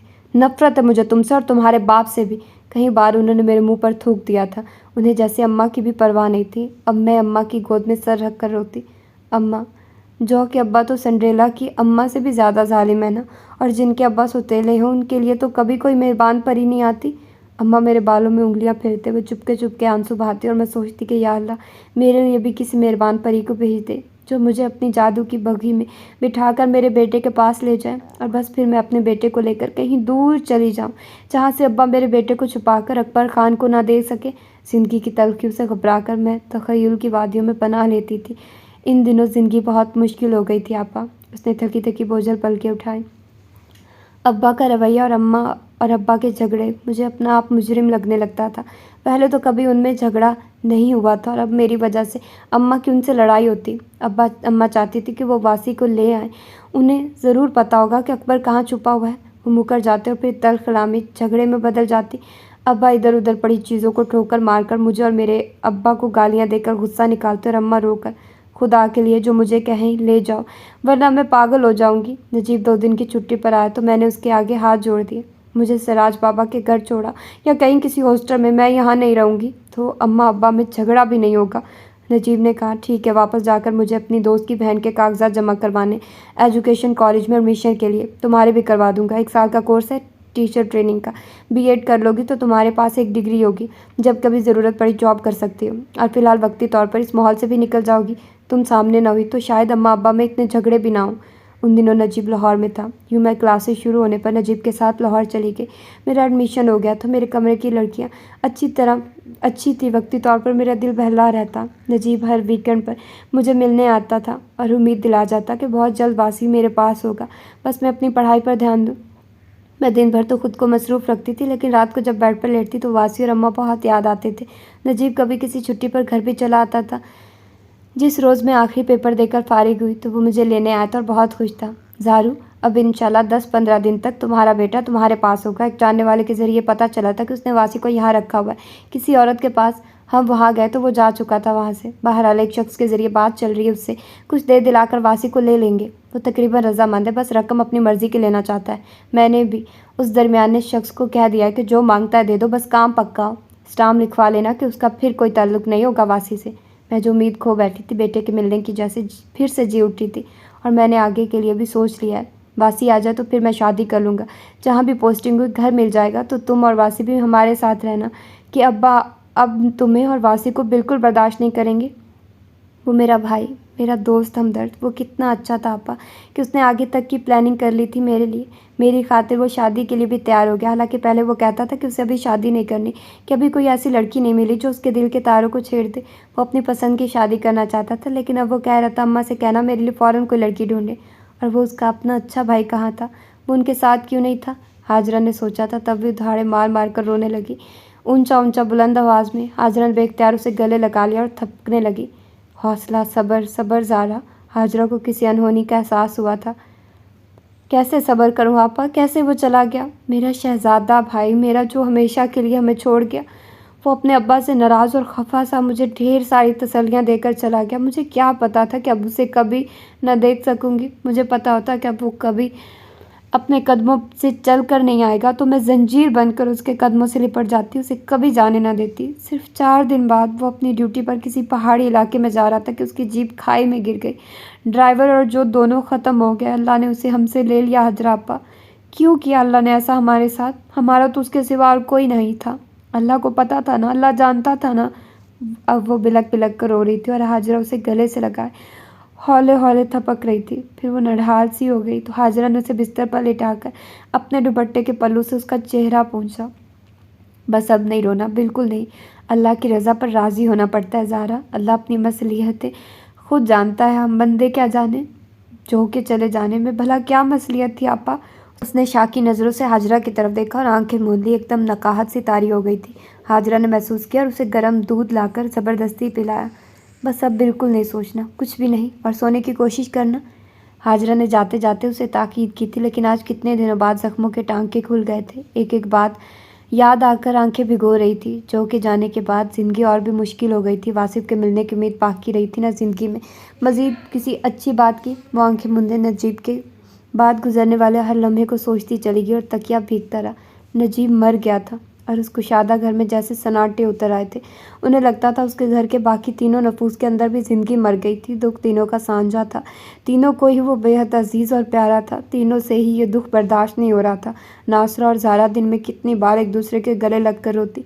रातों को ठीक से नींद न आती। सोते सोते बेचैन होकर उठ जाती। और राशिद मुनीर, इन पहले तो यकीन ही नहीं आया था कि उन्हीं का लाडला इकलौता बेटा अब उस दुनिया में नहीं रहा। वो एक आशिक बाप था, अपने बेटे से जुनून की हद तक मोहब्बत करते थे और ये मोहब्बत उन्हें यकीन नहीं करने देती थी कि नजीब अब नहीं रहा।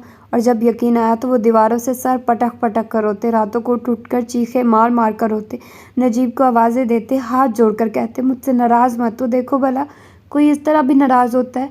दीवारों से सर पटक पटक कर खुद को ज़ख्मी कर लेते। नासरा और ज़ारा बामुश्किल उन्हें संभालती। वही नहीं रहा तो मैं अब जी कर क्या करूँगा, वो धाड़े मार मार कर रोता। एक रोज़ जब वो उन्हें सेहन से उठाने की कोशिश कर रही थी वो चिल्लाने लगे, इसने मारा है मेरे बेटे को, असदुल्ला ने। उन्होंने हाथ नासरा से छुड़ा लिए थे। मैंने उसे खाई में धक्का दिया था, उसकी रूह ने मुझसे बदला ले लिया। उसने इतने सालों बाद आकर मेरे बेटे को खाई में धक्का दे दिया, मार दिया उसे। नासरा हैरान सी खड़ी थी। ये क्या कह रहे हैं आप? ये कह रहा हूँ मैं कि मैंने असदुल्ला को मारा था। उसने मेरे बेटे को मार डाला। लेकिन क्यों मारा आपने असदुल्ला को? नासरा के लबों से निकला था। वो हमेशा हर वो काम जो मैं करना चाहता था मुझसे पहले करके सबकी तारीफ़ें वसूल कर लेता था। मुझे नासरा अच्छी लगती थी, मैं उससे शादी करना चाहता था, लेकिन मुझसे बड़ा एक भाई और एक बहन थी और वो इकलौता था। उसके माँ बाप ने मुझसे पहले ही नासरा का रिश्ता मांग लिया और नासरा उसकी बीवी बनकर हमारे घर आ गई। वो नासरा की तरफ नहीं देख रहे थे बल्कि सामने देख रहे थे। फिर मैंने उसे मार डाला। एक शाम मैं झाड़ियों में छुप गया। मुझे पता था कि बस वो आने वाला होगा। मैंने रास्ते में एक बड़ा पत्थर रख दिया था। वो साइकिल खड़ी करके पत्थर हटाने लगा तो मैंने उसे धक्का दे दिया। नीचे खाई में गिरते हुए उसने मुझे देख लिया था कि मेरे चेहरे पर वो चादर हट गई थी जिससे मैंने मुँह छुपाया हुआ था। तो बस फिर अब उसने बदला ले लिया। इतना भी ख्याल ना किया कि वो मेरा इकलौता बेटा है। वो फिर रोने लगे थे।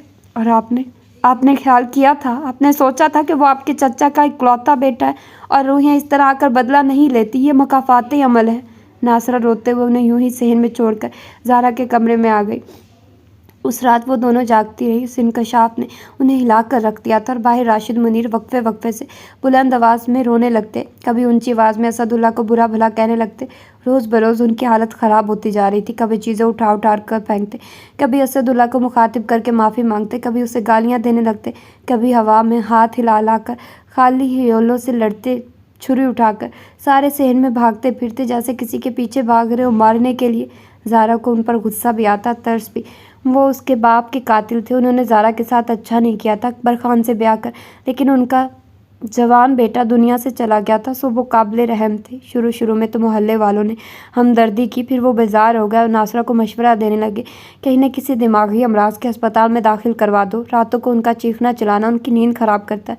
शमसुल हक नासरा के खालाजाद भाई थे, नजीब की वफ़ात पर आए थे। उनका गाँव 3-4 घंटे की मसाफत पर था।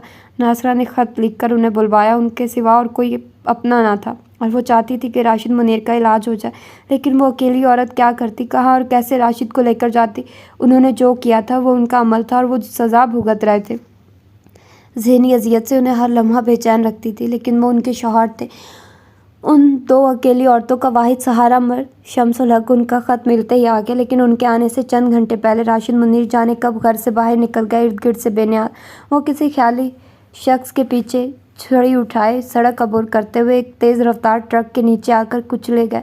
शमसुल हक कुछ दिन रहे। दुकान को भी देखा जिसे मुलाजिम लड़का संभाल रहा था और नासरा को मशवरा दिया कि दुकान फरोख्त कर दे कि मालिक सर पर ना, तो फिर एक लड़का तनहा कहाँ काम संभाल सकता है। नासरा ने कहा वो जो मुनासिब समझे करे, कि अब उन्होंने जो कुछ करना है करें। वो एक औरत जो कभी बिला वजह घर से बाहर नहीं निकली क्या कर सकती। और शमसुल हक ने कहा था कि वो चक्कर लगाते रहेंगे और जैसे ही कोई मुनासिब गाहक मिला दुकान फरोख्त कर देंगे और उनके गांव जाकर ठेकेदार से भी सब तय कर लेंगे। शमसुल हक 2-3 माह बाद आकर उनकी खैर खबर ले लेते थे, लेकिन राशिद मुनीर के मरने के 4 माह बाद एक रोज़ अकबर खान आ गया और दुकान पर आकर बैठ गया कि मैं दामाद हूँ और अब वारिस हूँ। नासरा ने बामुश्किल मोहल्ले के चंद मोहतबर लोगों की मदद से उसे दुकान से उठाया। वो जानते थे कि उसने ज़ारा को तलाक दे दी थी, लेकिन वो मुकर गया कि उसने तलाक नहीं दी। नजीब ने झूठ बोला था और ये कि ज़ारा मेरी अब भी बीवी है और मैं उसे साथ लेकर जाऊँगा। पाक ससुर सिराज बाबा भी नजीब का सुनकर उसकी ताज़ियत के लिए आए हुए थे। उन्होंने मोहल्ले वालों को बताया कि अकबर ने उनकी मौजूदगी में तलाक दी थी। तब नजीब के और उनके अलावा उसकी दादी और डेरे का एक मुलाजिम भी था जो दूध देने आया हुआ था। हाँ, तहरीरी तौर पर कुछ ना था, लेकिन तब गाँव और देहातियों में ऐसे ही ज़बान तलाक की होती थी। उस वक्त तो अकबर चला गया, लेकिन फिर जैसे उसने उन्हें तंग करने का फ़ैसला कर लिया था। पता नहीं वो क्या चाहता था। हर दूसरे तीसरे रोज़ 2-3 गुंडा किस्म के साथियों के साथ आ जाता और उधम मचा कर चला जाता। 1-2 बार रात के वक्त उन्हें लगा जैसे सहन में कोई कूदा हो। सारी रात वो दोनों जागती रही। असदुल्ला की जायदाद का वारिस मेरा बेटा, अपनी बेटी से कहो अपना हिस्सा लेकर सारी ज़मीन मेरे नाम बेटे के नाम कर दे। एक रोज़ नासरा किसी काम से घर से बाहर निकली तो उसने रास्ता रोक कर कहा, तो मोहल्ले के एक बुजुर्ग ने उसे डपट कर भगाया। राशिद मुनीर जिस हालत में भी थे, उनकी मौजूदगी में अकबर खान इस तरह नासरा का रास्ता रोकने की जुर्रत नहीं कर सकता था। वो नहीं थे तो अब वो धमकियां देने लगा था। कभी कहता ज़ारा को उठाकर ले जाएगा, कभी कहता मार डालेगा। शमसुल हक ने समझाया कि वो कुछ नहीं कर सकता, लेकिन वो औरतें थी, हर वक्त डरी और सहमी रहती। तो अब शमसुल हक दुकान फरोख्त करके उन्हें अपने साथ अपने गांव ले गए और घर आर्जी तौर पर किराए पर दे दिया। शमसुल हक साहब का घर बहुत बड़ा नहीं था, लेकिन इतना छोटा भी नहीं था कि वो एक कमरा माँ बेटी को ना दे सकते थे। यहाँ ज़िंदगी पुरसुकून थी। अकबर को यहाँ का पता नहीं था, लेकिन पता चल भी जाता तो भी वो यहाँ अकेली ना थी। शमसुल हक मामू थे और उनके 2 कड़ियल जवान बेटे थे और उन्होंने नासरा को बहुत तसल्ली दी थी।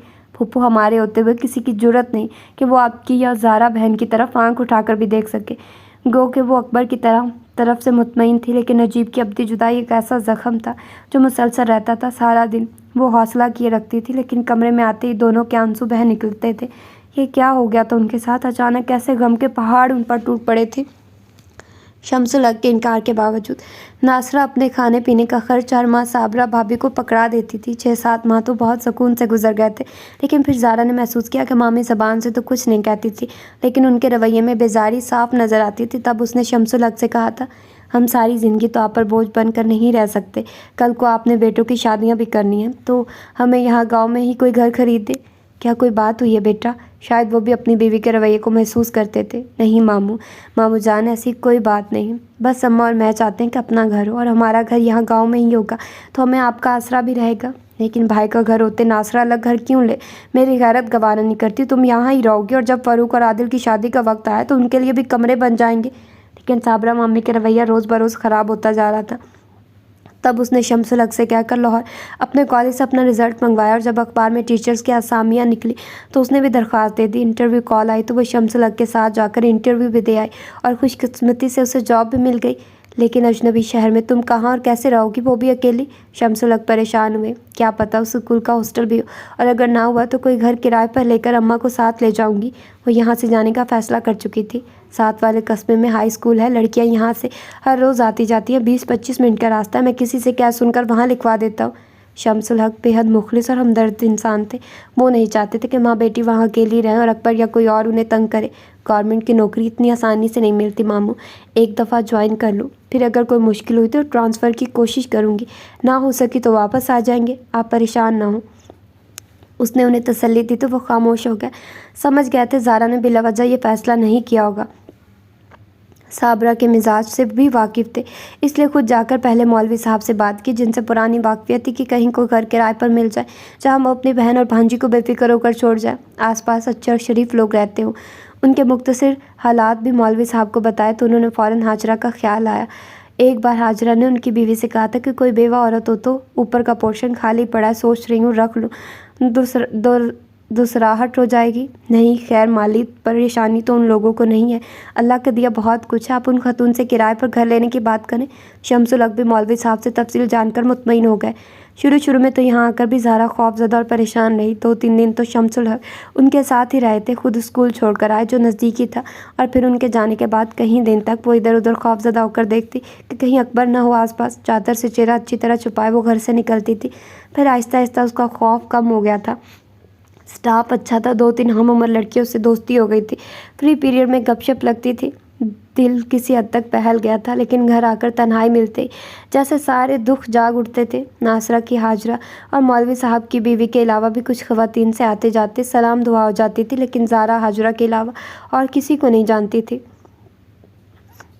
کیا زندگی میں اب وہ کبھی اپنے بیٹے کو نہ دیکھ پائے گی؟ وہ گھبرا کر اٹھ بیٹھی۔ اور کیا بڑا ہو کر میرا بیٹا بھی اپنے باپ کی طرح ہوگا، شرابی اور عیاش، اتنا ہی ظالم اور بے حس؟ نہیں میرے اللہ، نہیں، میرے بیٹے کو اچھا انسان بنانا، اپنے ماموں کی طرح نیک اور ہمدرد۔ اس کے لبوں سے بے اختیار نکلا۔ تبھی ہاجرہ نے دروازہ کھول کر اندر جھانکا اور اسے بیٹھے دیکھ کر اندر آ گئی۔ اب کیسی طبیعت ہے زارا؟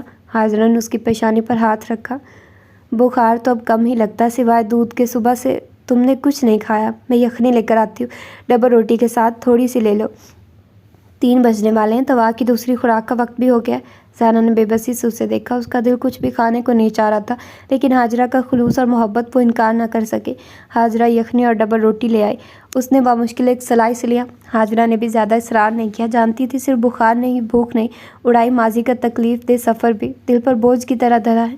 آپا، اس نے یخنی کا خالی باؤل ایک طرف میز پر رکھ کر ہاجرہ کی طرف دیکھا۔ مرے ہوئے پر تو ایک دن صبر آ جاتا ہے آپا، لیکن جو زندہ ہی جدا ہو جائے اس پر صبر کیسے آئے؟ آپ 5 وقت نماز پڑھتی، اتنی نیک ہے، میرے لیے دعا کیا کرے نا، مجھے صبر آ جائے، میں واسی کو بھول جاؤں، وہ مجھے بالکل یاد نہ آئے۔ تم بھی نماز پڑھا کرو زارا، اللہ اپنے بندوں سے بہت پیار کرتا ہے، وہ ان کی فریاد ضرور سنتا ہے۔ تم بھی اللہ سے اپنے بیٹے کے لیے دعا مانگا کرو، فریاد کیا کرو کہ وہ تمہیں مل جائے۔ ہاجرہ بولی، دوسری چارپائی پر بیٹھ گئی تھی۔ اسے مجھے ملنا ہوتا تو وہ میرے پاس سے جاتا ہی کیوں آپا؟ اللہ چاہتا تو ابا کے دل میں اسے اکبر کو دینے کا خیال ہی نہ پیدا ہوتا، اور اگر ابا نے اسے دے ہی دیا تھا تو پھر اللہ نجیب کو ہم سے نہ لیتا، وہ ہوتا تو وہ اسے جیسے بھی ہوتا لے آتا۔ اس نے مجھ سے وعدہ کیا تھا کہ وہ واسی کو لے کر آئے گا۔ اس کی کوئی دوست نہیں تھی، کوئی ایسا نہیں تھا جس کے سامنے وہ نجیب کے بعد دل کی بات کرتی۔ آج حاجرہ نے پوچھا تو اس نے اپنا دل کھول کر اس کے سامنے رکھ دیا تھا۔ وہ دکھ جو اس نے اٹھائے، وہ تکلیفیں جو برداشت کی، حتیٰ کہ اپنی سوچیں تک حاجرہ کو بتا رہی تھی۔ ایسے نہیں کہتے زارا۔ حاجرہ کی آنکھوں میں ایک نرم سی کیفیت تھی۔ اسے اس لڑکی پر ترس آ رہا تھا جو ہمت ہارے بیٹھی تھی، امید کی کوٹی لو اس کے دل کو روشن نہیں کرتی تھی، اور جس کا اس دنیا میں اپنی ماں کے سوا کوئی نہ تھا۔ نجیب اتنی ہی عمر لے کر آیا تھا، سو اسے جانا ہی تھا۔ تم اس کی مغفرت کی دعا کیا کرو، اللہ اس کے آگے کے راستے آسان کرے، اور اپنے لیے بھی دعا کیا کرو، اللہ ضرور سنے گا جلدی یا بدیر۔ کیا اللہ نے آپ کی سنی تھی حاجرہ آپا؟ جب جمال بھائی آپ کو چھوڑ کر چلے گئے تھے، ناصرہ نے اسے جمال الدین کے متعلق بتایا تھا۔ میں نے خود کو اللہ کی رضا پر راضی کر لیا تھا زہرا۔ حاجرہ کے سانولے رخساروں پر رخسی سی پھیل گئی تھی، تاہم لہجہ ایسے ہی نرم تھا۔ آپ تو اتنی نیک ہیں، اماں کہتی ہیں سب آپ کی تعریف کرتے ہیں، اللہ نے آپ کی نہیں سنی تو مجھ جیسی لڑکی کی وہ کیوں سنے گا؟ میں نے تو کبھی نماز بھی باقاعدگی سے نہیں پڑھی۔ اس نے جیسے حاجرہ کی بات ہی نہیں سنی تھی۔ وہ سب کی سنتا ہے زہرا، نیک گناہگار سب کی، بس دل سے اسے پکارو، وہ ضرور سنے گا۔ حاجرہ کے لہجے میں یقین تھا، لیکن زہرا بے یقینی سے اسے دیکھ رہی تھی۔ آپ کو نہیں پتہ نجیب کے بعد ہم نے کتنی مشکلات دیکھی، ہمیں راتوں کو نیند نہیں آتی تھی۔ ابا ساری رات سین میں چکر لگا کر نجیب کو پکارتے، اللہ سے فریاد کرتے۔ وہ ہولے ہولے نجیب کے مرنے کے بعد جو ان پر گزری تھی بتاتی چلی گئی۔ شمس الحق کے انہیں یہاں چھوڑنے تک سب بتا دیا۔ تمہارا بیٹا انشاءاللہ تمہیں ضرور واپس ملے گا۔ اتنا چھوٹا بچہ عدالت یوں بھی ماں کے ہی حوالے کرتی ہے، پھر ایسی صورت میں جب باپ عیاش اور شرابی ہو۔ میں حاجی صاحب سے بات کروں گی، ان کا ایک بھانجا وکیل ہے۔ پھر ہمارے محلے کی بند گلی میں ضیاء صاحب رہتے ہیں، ویسے تو وہ فوجداری مقدمے لیتے ہیں، لیکن ہماری رہنمائی کر سکتے ہیں، ہم بچے کی کسٹڈی کے لیے کیس کر دیں گے۔ حاجرہ نے اسے تسلی دی، لیکن زہرا خوف زدہ ہو گئی۔ نہیں آپا نہیں، اسے پھر پتہ چل جائے گا کہ ہم لوگ یہاں ہیں، پھر وہ اپنے گنڈے دوستوں کو لے کر یہاں آ جائے گا اور ہنگامہ کرے گا، مجھ پر جھوٹے الزام لگائے گا، آپ کا سکون بھی برباد ہو جائے گا۔ نہیں، مجھے کیس نہیں کرنا آپا، بس آپ میرے لیے دعا کیا کریں کہ مجھے نجیب کی موت اور واسی کی جدائی پر صبر آ جائے۔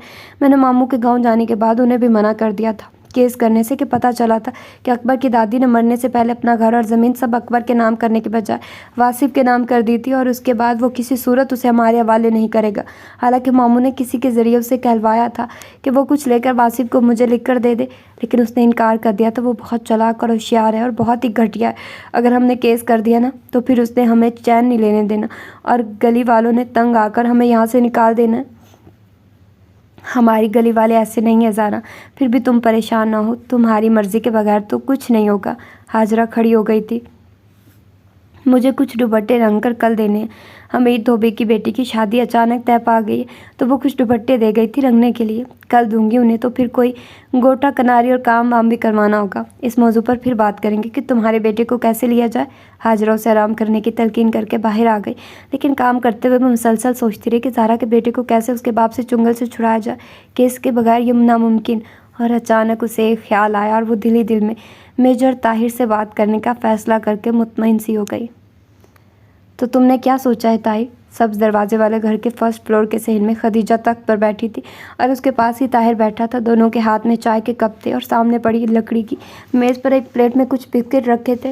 باقی رنگ ساز کے گھر کے دروازوں اور کھڑکیوں پر آج بھی سبز رنگ تھا، اور ٹیرس کے جنگلے کو بوگن ویلیا کی بیلوں نے ڈھک رکھا تھا۔ گراؤنڈ فلور پر دکانیں تھیں۔ مسمی جب بھی میکے آتی مشورہ دیتی تھی کہ دکانیں ختم کر کے گراؤنڈ فلور پر ایک خوبصورت ڈرائنگ روم اور گیسٹ روم اٹیچڈ باتھ کے بنا دیا جائے، اور نہیں تو ان کھڑکیوں دروازوں کا رنگ بھی بدل جائے۔ لیکن اسما کی بات کا کبھی کسی نے جواب نہیں دیا تھا۔ بس ایک بار باقی نے کہا تھا، اتنے لوگوں کا روزگار چل رہا ہے، یہاں سے نکل کر کہاں جائیں گے بیچارے؟ نئے سرے سے دوسرے علاقے میں سیٹ ہونا اور نئے سرے سے کاروبار جمانا آسان نہیں ہوتا۔ میں نے پوچھا ہے طاہر تم نے پھر کیا سوچا ہے؟ خدیجہ نے اپنی بات دہرائی تو طاہر نے چونک کر اس کی طرف دیکھا۔ کس کے متعلق؟ شادی کے متعلق۔ اماں ابا چاہتے ہیں کہ چھوٹی کی شادی کے ساتھ تمہاری بھی شادی ہو جائے۔ طاہر کو آئے 2 دن ہو گئے تھے اور خدیجہ کو آج موقع ملا تھا اسے بات کرنے کا۔ اماں حاجی صاحب کے گھر گئی ہوئی تھی زیب خالہ کی مزاج پرسی کے لیے کہ چند دن پہلے ان کے پتے کا آپریشن ہوا تھا اسپتال میں، تو وہ خالہ پڑوسن اور حاجرہ کے ساتھ ہو آئی تھی۔ लेकिन अब उन्हें घर आए हुए भी 4 दिन हो गए थे और वो जा ही ना सकी थी। जाते जाते वो उसे ताकीद कर गई थी कि ताहिर से पूछ ले कि आखिर क्या मसला है, 2-3 साल से मुसलसल टाल रहा है, तुम्हारे साथ बेतकल्फ़ी है उसकी। पूछ लेना कि अगर कहीं कोई पसंद कर चुका है तो बता दे, अच्छा है हमें भी 10 घरों में नहीं जाना पड़ेगा। लेकिन खुद मेरा भी कोई इरादा नहीं है शादी का। उसने चाय का घूंट भरा। क्योंकि आप बूढ़े होकर शादी करोगे? वो हौले से हंसी, लेकिन आंखों में सोच की गहरी लकीर थी। तुम्हारे तकरीबन सब दोस्तों की शादी हो गई है, बस एक तुम ही रह गए हो। अगर किसी को पसंद करते हो तो बता दो, अम्मा अब्बा को एतराज़ नहीं होगा। जानता हूँ, लेकिन मैं फ़िलहाल शादी नहीं करना चाहता। तुम अम्मा को समझाओ। वो खदीजा को बेहद संजीदा लगा। पता है ताहिर, मेरा इरादा सायरा की शादी पर ही आने का था, लेकिन अम्मा ने कहा कि एक चक्कर पहले लगा जा, ताकि तुम्हारे लिए कोई लड़की फ़ाइनल करके मंगनी कर दे और फिर शादी चंद माह बाद सायरा की शादी के साथ ही हो जाए। और अब मेरे वापस जाने में भी ज़्यादा दिन नहीं रहे और अभी तक तुम कोई हतमी बात नहीं कर रहे हो कि शादी क्यों नहीं करना चाहते। वो चाय का खाली कप मेज़ पर रखकर उसकी तरफ देखने लगी। बस नहीं करना चाहता, वो झुंझलाया। अम्मा की तबीयत ठीक नहीं रहती ताहिरा। ताहिर और अब्बा की भी सेहत कोई इतनी अच्छी नहीं है। वो अपनी ज़िंदगी में तुम्हारी खुशी देखना चाहते हैं। उसने खदीजा की बात का जवाब नहीं दिया था, बस सर झुकाए घूंट घूंट करके चाय पीता रहा। वो कौन है ताहिर? चल, हमें उसे बगौर देखने के बाद खदीजा ने पूरे यकीन से पूछा। वो क्या बताता कि वो कौन है जो दिल में धरना मार कर बैठी है? कौन यकीन करेगा कि बस एक मुख्तसर सी मुलाकात उसके दिल की दुनिया में हलचल मचा गई थी। वो एक नज़र उसे घायल कर गई थी। शर्मगी मुस्कुराहट लबों पर सजाए सहमी सहमी भंवरा सी आंखों वाली उस लड़की पर पड़ने वाली पहली नज़र उसे असीर कर गई थी। वो आज तक उस मेजर से शहर से बाहर नहीं निकल सका था और उसने उसी लम्हे उसे अपनी ज़िंदगी में शामिल करने का फ़ैसला कर लिया था। नहीं जानता था कि फिर कभी वो उसे देख ही नहीं पाएगा। मुझे सोच रहा था कि घर जाकर अम्मा से बात करके वो उसके भाई से बात करेगा। उसे हार्ड एरिया में भेज दिया गया और जब वो वापस आया तो उसे पता चला कि वो अब इस दुनिया में नहीं रहा। वो कौन था, कहाँ रहता था, वो कुछ भी तो नहीं जानता था। और अगर वो उसके यूनिट से उसका पता वगैरह ले भी लेता तो मुँह उठाए कैसे रिश्ता मांगने चला जाता। कई दिन की सोच विचार के बाद वो उसके यूनिट के एक साथी से उसका पता वगैरह लेकर वहाँ पहुँच गया। उसने सोचा था कि अभी वो उसके वालिदैन से ताज़ियत करेगा, लेकिन वहाँ से पता चला कि बेटे की वफ़ात के बाद वो लोग यहाँ से चले गए। कहाँ उसका इल्म किसी को ना था और वो मायूस होने के बावजूद अपने दिल को किसी और के लिए राज़ी न कर पाता था। उसे लगता था अगर उसने अपनी ज़िंदगी में किसी और को शामिल कर लिया तो वो उसके साथ इंसाफ नहीं कर पाएगा, वो उसे मोहब्बत नहीं दे पाएगा जिसकी वो हकदार होगी। खदीजा बगौर उसे देख रही थी। उसके सवाल पर उसकी आंखों में जो रंग अचानक चमक कर मद्धम हुए थे, उन्होंने उसके यकीन पर मोहर लगा दी थी। हमें उसका आता पता बताओ ताहिर, ताकि हम कोशिश करें, लेकिन अगर वो लाहासिल है तो मेरे भाई कोई फ़ैसला कर लो। अम्मा अब्बा की खुशी के लिए यूँ शादी से इनकार करके उन्हें दुखी मत करो। लाहासिल मंजिलों का सफ़र थका देता है। जब आपको पता हो कि तवील मुसाफत के बाद भी आपके लिए आगे कोई मुंतज़िर नहीं खड़ा तो फिर थकने का क्या फ़ायदा ताहिर? खदीजा की सवालिया नज़र उसकी तरफ उठी और मेजर ताहिर को लगा जैसे उसकी ये दोस्तों जैसी बहन उसके दिल तक झांक आई और उसने वो जान लिया है जो उसने कभी खुद से भी खुलकर नहीं कहा था। तब वो सब कुछ बताता चला गया, अपने दिल पर गुजरने वाली वो वारदात जो बस चंद लम्हों का खेल थी और उसका दिल सिर्फ उसका नहीं रहा था, उसमें कोई और भी मकीन हो गया था। खाला जगह पर तो किसी को भी बसाया जा सकता है, लेकिन खुद जहाँ पहले ही कोई मौजूद हो वहाँ कैसे किसी और को ज़बरदस्ती जगह दी जा सकती है? उसने बात ख़त्म करके बेबसी से खदीजा की तरफ देखा। उसका ख्याल मेरे दिल से निकलता ही नहीं है। मैं जब ज़िंदगी के साथी का तसव्वुर करता हूँ तो वो छम से मेरे ख्यालों में आ जाती है। फिर भी मुझे चंद दिन और दे दो, मैं एक कोशिश और करना चाहता हूँ। यहाँ से जाकर मैं एक बार फिर उसके शहर में जाऊँगा। अगर नाकाम रहा तो तुम्हें और अम्मा को इख्तियार है, मेरे मुतल्लिक जो भी फ़ैसला करें। उसकी आंखों में पुरसोज सी कैफियत थी और खदीजा उस कैफियत से अनजान तो नहीं थी। उसे एकदम शहजादों जैसा आलमगीर याद आया तो उसने बेख्तियार दुआ की, खुदा करे तुम्हें तुम्हारा मतलूब मिल जाए ताहिर, वरना ये लाहासिल की खलीज सारी ज़िंदगी दिल में कसक बन कर रहती है। ये कसक आदमी को कभी पूरे तौर खुश नहीं होने देती। वो कभी पूरी हंसी हंस नहीं सकता। आधी खुशी आधी हंसी, चाहे सामने खुशियों के ढेर लगे हों और हंसने के लिए हज़ारों बातें हों। और वो दुआ कर रही थी सच्चे दिल से, पूरे खलूस से, या तो वो उससे मिल जाए या उसका ख्याल हमेशा के लिए ताहिर के दिल से निकल जाए और वो पूरी हंसी हंसे, पूरी खुशी महसूस करे। क्या वो बहुत खूबसूरत थी ताहिर? दिल से उठती कसक को दबाते हुए उसने पूछा। पता नहीं खदीजा, मुझे तो बस उस एक नज़र ने ही बांध लिया था जो पहली बार उसकी तरफ उठी थी और आज तक उस कशिश के दायरे से बाहर नहीं निकल आया कि सोचता वो कैसी थी, खूबसूरत थी। उसने एक गहरी सांस ली बस मुझे तो उसकी वो गहरी स्याह भंवरा सी आंखें और उसकी लांबी पलकों का बार बार उठना और गिरना याद रह गया।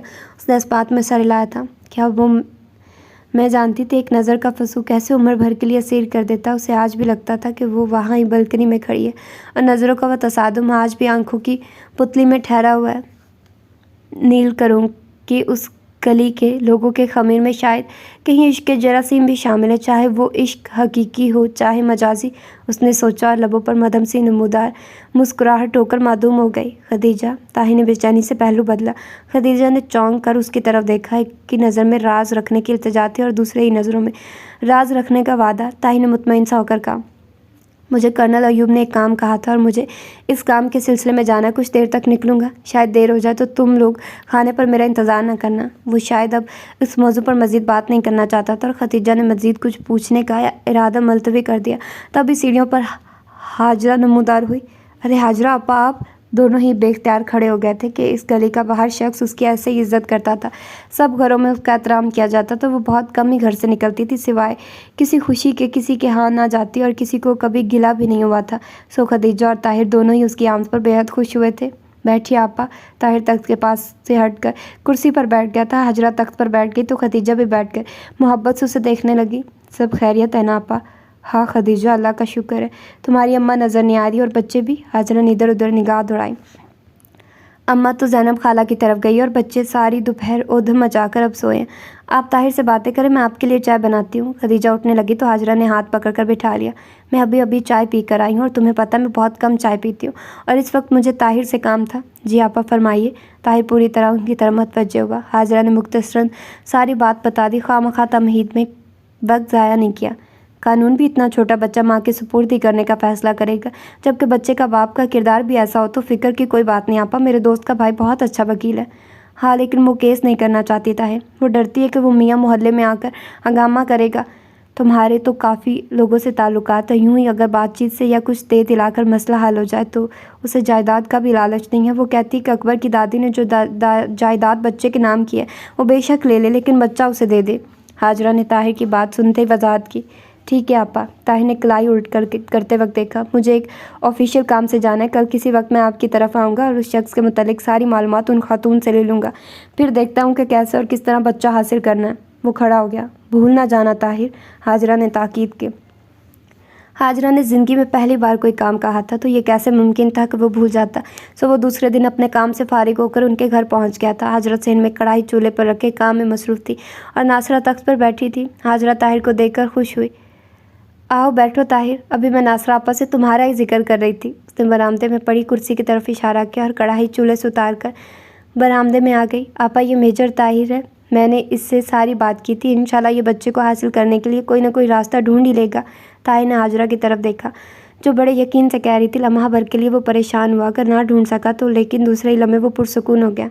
इंशाल्लाह आपा। जब से उसने होश संभाला तो उसे हाजरा की आंखों पर चेहरे से एक रोशनी सी फूटती महसूस होती थी और उस वक्त भी उसे एक रोशनी का हाला सा उनके चेहरे के गिर्द महसूस हुआ था। चादर से अच्छी तरह से अपने सर और वजूद को लपेटे हाजरा को देखकर एक पाकीज़गी का एहसास होता था और उसे न जाने कब का पढ़ा हुआ एक जुमला याद आ गया। जाने किसने लिखा था कि इश्क हकीकी की राह पर चलने वाले सूफियों ने ही सिर्फ सलूक की मंजिल तय नहीं की, बाज़ औक़ात इश्क मजाजी के मुसाफिर भी सलूक की मंजिलें तय कर लेते हैं। और शायद हाजरा अपा ने भी इश्क मजाजी की राह पर चलते हुए ये मंजिलें तय कर ली थी। हाजरा ने अगर कहा था कि वो कोई रास्ता ढूंढ लेगा तो यकीनन ऐसा कर लेगा। जीते रहो बेटा, नासरा दुआ दे रही थी। उसने चौंक कर उन्हें सलाम किया और कुर्सी पर बैठ गया। मेरी बच्ची बहुत तड़पती अपने बच्चे के लिए। हाजरा आपा ने मुझे सब बताया। आप मुझे बच्चे के बाप के मुतालिक ज़रा तफसील से बताइए कि क्या करता है, कहाँ रहता है। उसने नज़रें उठाई। नासरा उसकी तरफ ही देख रही थी, आंखों में शनासाई सी थी। ताहिर भी चौंका। उसे भी वो खातून जानी पहचानी सी लग रही थी, जैसे पहले भी कहीं देखा हो, लेकिन कहाँ उसे याद नहीं आ रहा था। जवान बेटी की मौत, बेटी की बर्बादी, शौहर के मुतालिक इनकशाफात, सब ने नासरा को काफ़ी कमज़ोर कर दिया था। वो इन चंद सालों में जैसे बूढ़ी हो गई थी, रंगत झुलस गई थी, लेकिन नासरा उसे पहचान गई थी। तसव्वुर में एबटाबाद की वो शाम जिंदा हो गई थी। नजीब तारुफ करवा रहा था, अम्मा ये कैप्टन ताहिर है। तभी दरवाज़ा खुला और ज़ारा अंदर दाखिल हुई थी। वो स्कूल से आई थी। अस्सलाम वालेकुम अम्मा। अस्सलाम वालेकुम आपा। और फिर वो सहन में ही ठटक कर रुक गई। बरामदे में कुर्सी पर बैठा शख्स बेख्तियार उठ खड़ा हुआ था।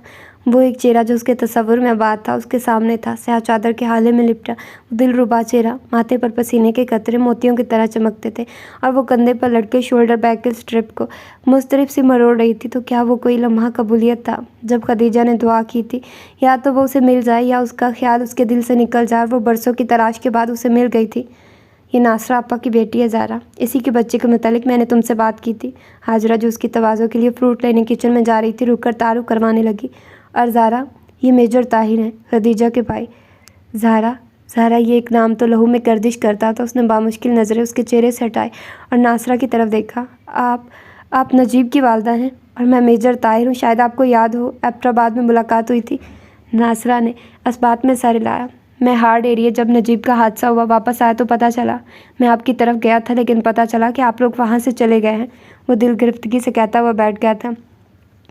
مجھے نجیب کا بہت دکھ ہے خالہ جان، اب وہ تعزیت کر رہا تھا۔ ناصرہ رو رہی تھی، زہرا بھی ہولے ہولے چلتی ہوئی وہاں ہی ناصرہ کے پاس آ کر بیٹھ گئی تھی۔ یہ اچھا ہوا طاہر انہیں پہلے سے جانتا ہے، حاجرہ نے سوچا اور کچن کی طرف چلی گئی۔ نجیب کی موت کا غم تازہ ہو گیا تھا، وہ ایک دوسرے سے نجیب کی یادیں تازہ کر رہے تھے۔ فی الحال زہرا کے بچے کا مسئلہ پس منظر میں چلا گیا تھا۔ جب کچھ دیر بعد وہ وہاں سے اٹھا تو اگرچہ نجیب کی والدہ اور زہرا کے دکھ سے دل بھاری تھا، لیکن وہ احساس جو اسے مضطرب رکھتا تھا اس وقت نہیں تھا۔ رگ و پے میں ایک سکون سا اترتا محسوس ہو رہا تھا کہ بالآخر اس کی تلاش ختم ہوئی تھی۔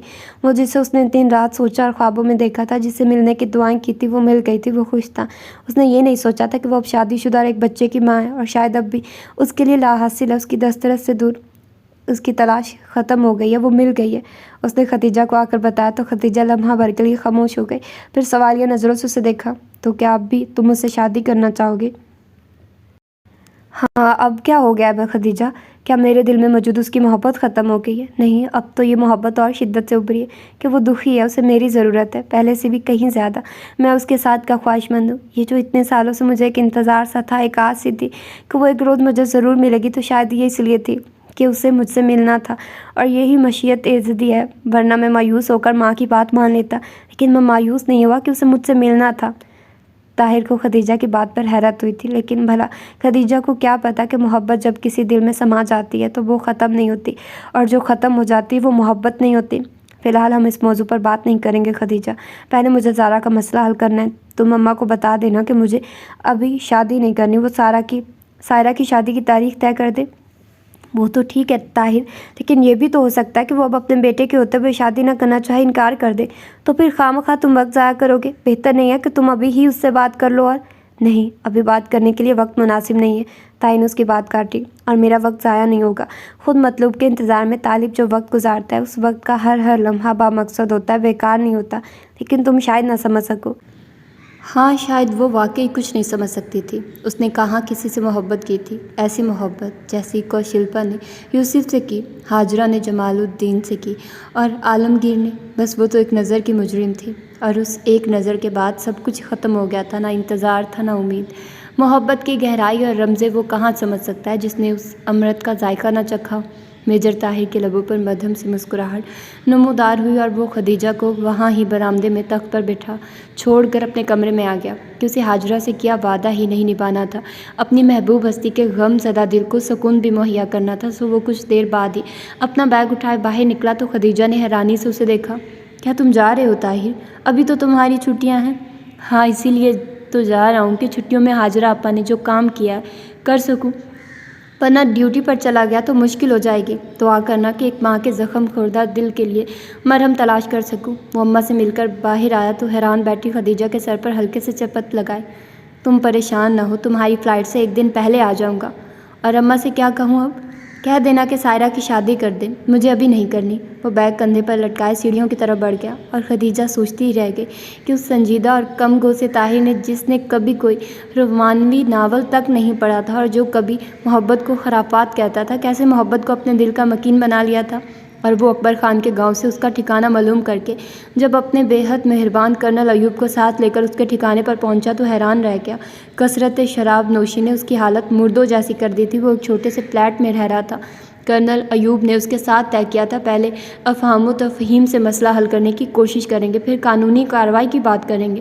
پہلے تو اس نے کچھ اکڑ دکھائی، لیکن پھر سیدھا ہو گیا۔ تمہاری دادی نے بچے کے نام جو کچھ کیا ہے، زارا اور اس کی والدہ کو اس سے کوئی واسطہ نہیں ہے، وہ تم رکھو اور بچہ اس کی ماں کے حوالے کر دو۔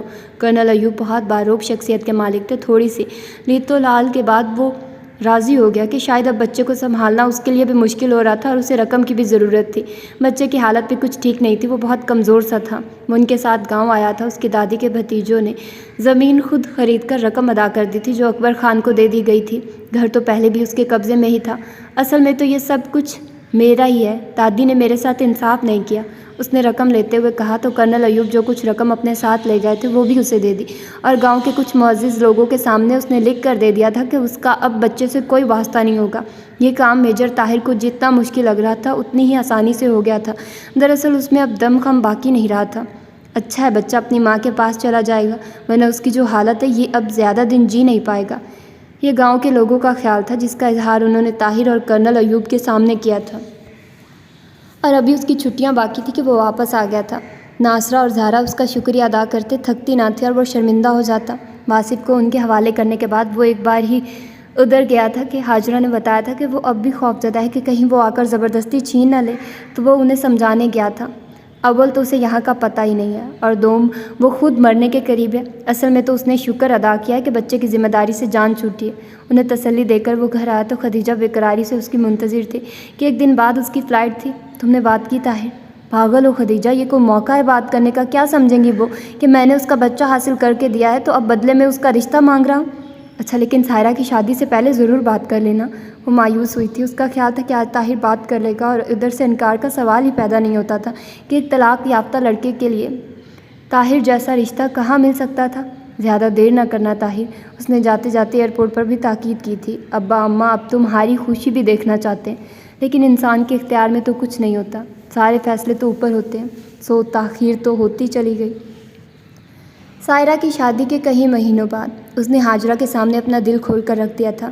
میں زارا سے شادی کرنا چاہتا ہوں آپا، اور یہ نہ ہمدردی ہے نہ ترس، بلکہ میں نے اس کے ساتھ کی تمنا اس وقت کی تھی جب پہلی بار ملا تھا۔ یہ تو بہت اچھی بات ہے طاہر، اور تمہاری اعلیٰ ظرفی ہے۔ میں ناصرہ آپا سے بات کروں گی۔ یہ اعلیٰ ظرفی نہیں آپا، میری دلی آرزو ہے۔ میں چاہتا ہوں اماں سے بات کرنے سے پہلے ان کی رائے جان لوں۔ حاجرہ کو بھی خدیجہ کی طرح خیال تھا کہ ناصرہ انکار نہیں کرے گی، لیکن زارا نے انکار کر دیا۔ میجر طاہر نے میرے لیے سوچا، میں ان کی ممنون ہوں، لیکن مجھے شادی نہیں کرنی۔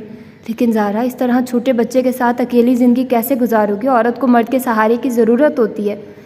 میرا بیٹا ہے نا آپا، اب میری زندگی اس کے لیے ہے۔ میں نہیں چاہتی کہ میرا بیٹا بھی اسی تکلیف سے گزرے جس سے میں گزری ہوں۔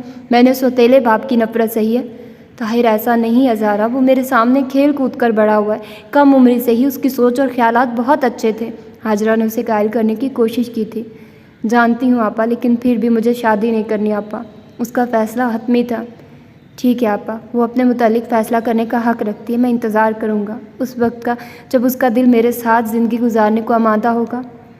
اور یہ انتظار 2 سال اور 3 سال پر محیط ہو گیا تھا۔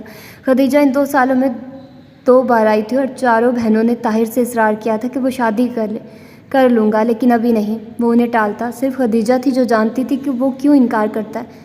کب تک اس کی رضامندی کا انتظار کرو گے طاہر؟ آخری سانس تک۔ وہ اس سے مکمل بات کر سکتا تھا۔ لا حاصل انتظار کا کیا فائدہ طاہر؟ محبت فائدہ اور نقصان نہیں دیکھتی خدیجہ۔ اس نے سوتیلے رشتے کا جو زہر پیا ہے وہ اسے تم پر اعتبار نہیں کرنے دیتا۔ وہ ڈرتی ہے کہ کہیں اس کا بیٹا بھی اس رشتے کی وجہ سے اس تکلیف سے نہ گزرے جس سے وہ گزری تھی۔ حاجرہ نے اسے زارا کا خوف اور ڈر بتایا تھا۔ تم اس سے خود بات کرو طاہر، شاید اس کا اعتبار بحال ہو سکے۔ اچھا، میں حاجرہ آپا سے بات کروں گا، پتہ نہیں وہ اس طرح مجھ سے بات کرنا چاہے گی بھی یا نہیں۔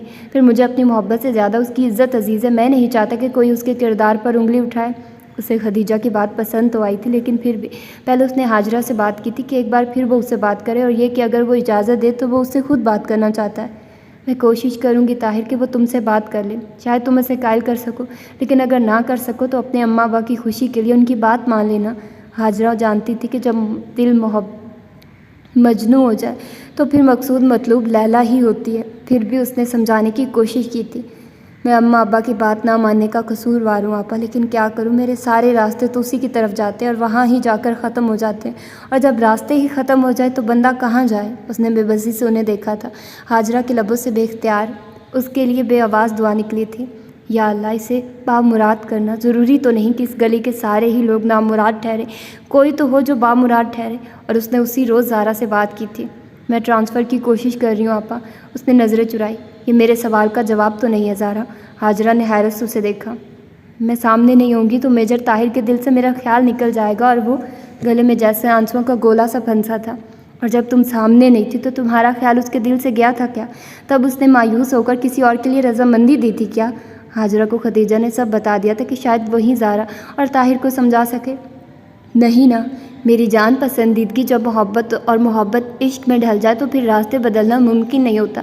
طاہر کے لیے بھی اب راستہ بدلنا ممکن نہیں رہا۔ تم اپنے دل میں تھوڑی سی وسعت پیدا کر لو، خود کو ماضی کے خلاف سے آزاد کر لو زارا۔ طاہر تمہارا بہت اچھا ہم سفر ثابت ہوگا۔ عورت کے لیے تنہا جینا آسان نہیں ہوتا۔ خالہ کب تک تمہارا ساتھ دیں گی؟ تم یہاں سے ٹرانسفر کروا کے کسی اجنبی شہر میں جانا چاہتی ہو تو تمہارے پاس کیا ضمانت ہے کہ وہاں سب لوگ اچھے ہوں گے؟ تم جوان ہو، خوبصورت ہو، اور بہت سارے اچھے لوگوں میں کوئی ایسا بھی ہو سکتا ہے جو تمہارے لیے زندگی مشکل کر دے۔ میں تو اس لیے یہاں سے جانا چاہتی ہوں کہ مجھے آپ مجرم سا لگنے لگا ہے، جیسے میں خدیجہ آپا اور ان کے والدین کو خوشیوں میں رکاوٹ ہوں، ورنہ اماں اور میں کب یہاں سے جانا چاہتے ہیں۔ اور اب تو واسی بھی ہر وقت آپا آپا کرتا رہتا ہے، رات کو سوتے میں بھی مچل اٹھتا ہے کہ آپا کے پاس جانا ہے۔ زہرا کے اپنے ڈر اور خوف تھے۔ تم یہاں رہ بھی جاؤ تو خالہ اور میں ہمیشہ تمہارے ساتھ نہیں رہیں گی، ایک روز سب کو جانا ہی تو ہے۔ ہاجرہ کی نظریں اٹھی تو بے اختیار اس کے لبوں سے نکلا، تو اس گلی کے لوگ تو ہیں نا جنہیں آپ نایاب کہتی ہیں، کیا یہ مجھے تحفظ نہ دیں گے؟ یہ لوگ جو آج ہیں شاید کل نہ ہوں، آنے والی نسلیں کیسی ہوں گی کون جانے۔ زندگی میں جتنی تبدیلیاں ہو رہی ہیں، جس تیزی سے اقدار بدل رہی ہے، یہاں اس گلی کے رہنے والے کتنے بدل جائیں گے کیا خبر۔ ہاجرہ کھڑی ہو گئی تھی۔ تم نے اگر فیصلہ کر بھی لیا ہے زارا تو ایک بار اس کی بات سن لو، شاید وہ تمہارا اعتبار بحال کر سکے۔ اور وہ اس کی بات ہی تو نہیں سننا چاہتی تھی۔ وہ ڈرتی تھی ان سیاہ خوبصورت آنکھوں کے طلسم سے جو ایبٹاباد کی اس شام اس کی طرف اٹھی تھی۔ اسے لگا تھا کہ وہ کبھی ان کی کشش کے دائرے سے باہر نہیں آ سکے گی۔ کیسا جادو تھا، کیسا طلسم تھا ان آنکھوں میں کہ جب بھی نظریں ملتی وہ اس کی طرف کمندیں پھینکتی تھی، اور یہ کمندیں اس کے دل کو زنجیر کرتی تھی۔ ان کے طلسم سے تو وہ تب بھی نہیں نکل سکی تھی جب اپنی ڈانس میں وہ اس سحر کو توڑ کر اکبر خان کے نکاح میں آئی تھی۔ تب بھی کبھی کبھی جب وہ بستر پر لیٹتی تو ان ساحر آنکھوں سے نکلتی روشنیاں اس پر کمندیں ڈالتی، اسے جکڑ لیتی، اور وہ انہیں جھٹک جھٹک کر تھک جاتی تھی۔ تب اس نے راشد منیر کا احسان چکانے کے لیے اس طلسم کا جال توڑنے کی کوشش کی تھی، اور اب واصف کی خاطر وہ ان سے چھپتی پھر رہی تھی۔ وہ تو خدیجہ کی آنکھوں کی طرف بھی نہیں دیکھتی تھی کہ وہ آنکھیں بالکل خدیجہ کی آنکھوں جیسی تھی، چمکتی ہوئی گور سیاہ آنکھیں۔ پھر بھی اس شام وہ نگاہیں جھکائے میجر طاہر کے سامنے تخت پر بیٹھی تھی۔ میجر طاہر مضطرب سا کبھی ایک پاؤں پر زور دیتا اور کبھی دوسرے پاؤں پر زور دیتا کھڑا ہوا اس کی طرف دیکھتا تھا۔ ہاجرہ یوں ہی کیبن سے برتن نکال کر واپس رکھ رہی تھی۔ طاہر کے آنے کے بعد ایک بار اس نے سوچا تھا کہ وہ اوپر ناصرہ کی طرف چلی جائے، لیکن پھر مناسب نہیں لگا تھا کہ وہ انہیں تنہا چھوڑ کر جائے کہ اگر کوئی اچانک آ جائے تو خواہ دونوں کو تنہا دیکھ کر انگلی اٹھائے۔ باہر وہ سر جھکائے بیٹھی تھی۔ کہیں لمحے گزر گئے، دل کی دنیا میں ہلچل مچی تھی۔ ایبٹاباد کی وہ شام دل کی دھڑکنوں کو بے ترتیب کرتی تھی، جب بس یوں ہی اس نے سوچا تھا کہ نجیب کا یہ دوست، یہ ساحر آنکھوں والا ہی وہ شہزادہ ہو جو اسے کھوجتا ہوا اس شام کو اچانک مل گیا تھا، اگرچہ اس کے پاس شیشے کی کوئی گرگانی نہ تھی۔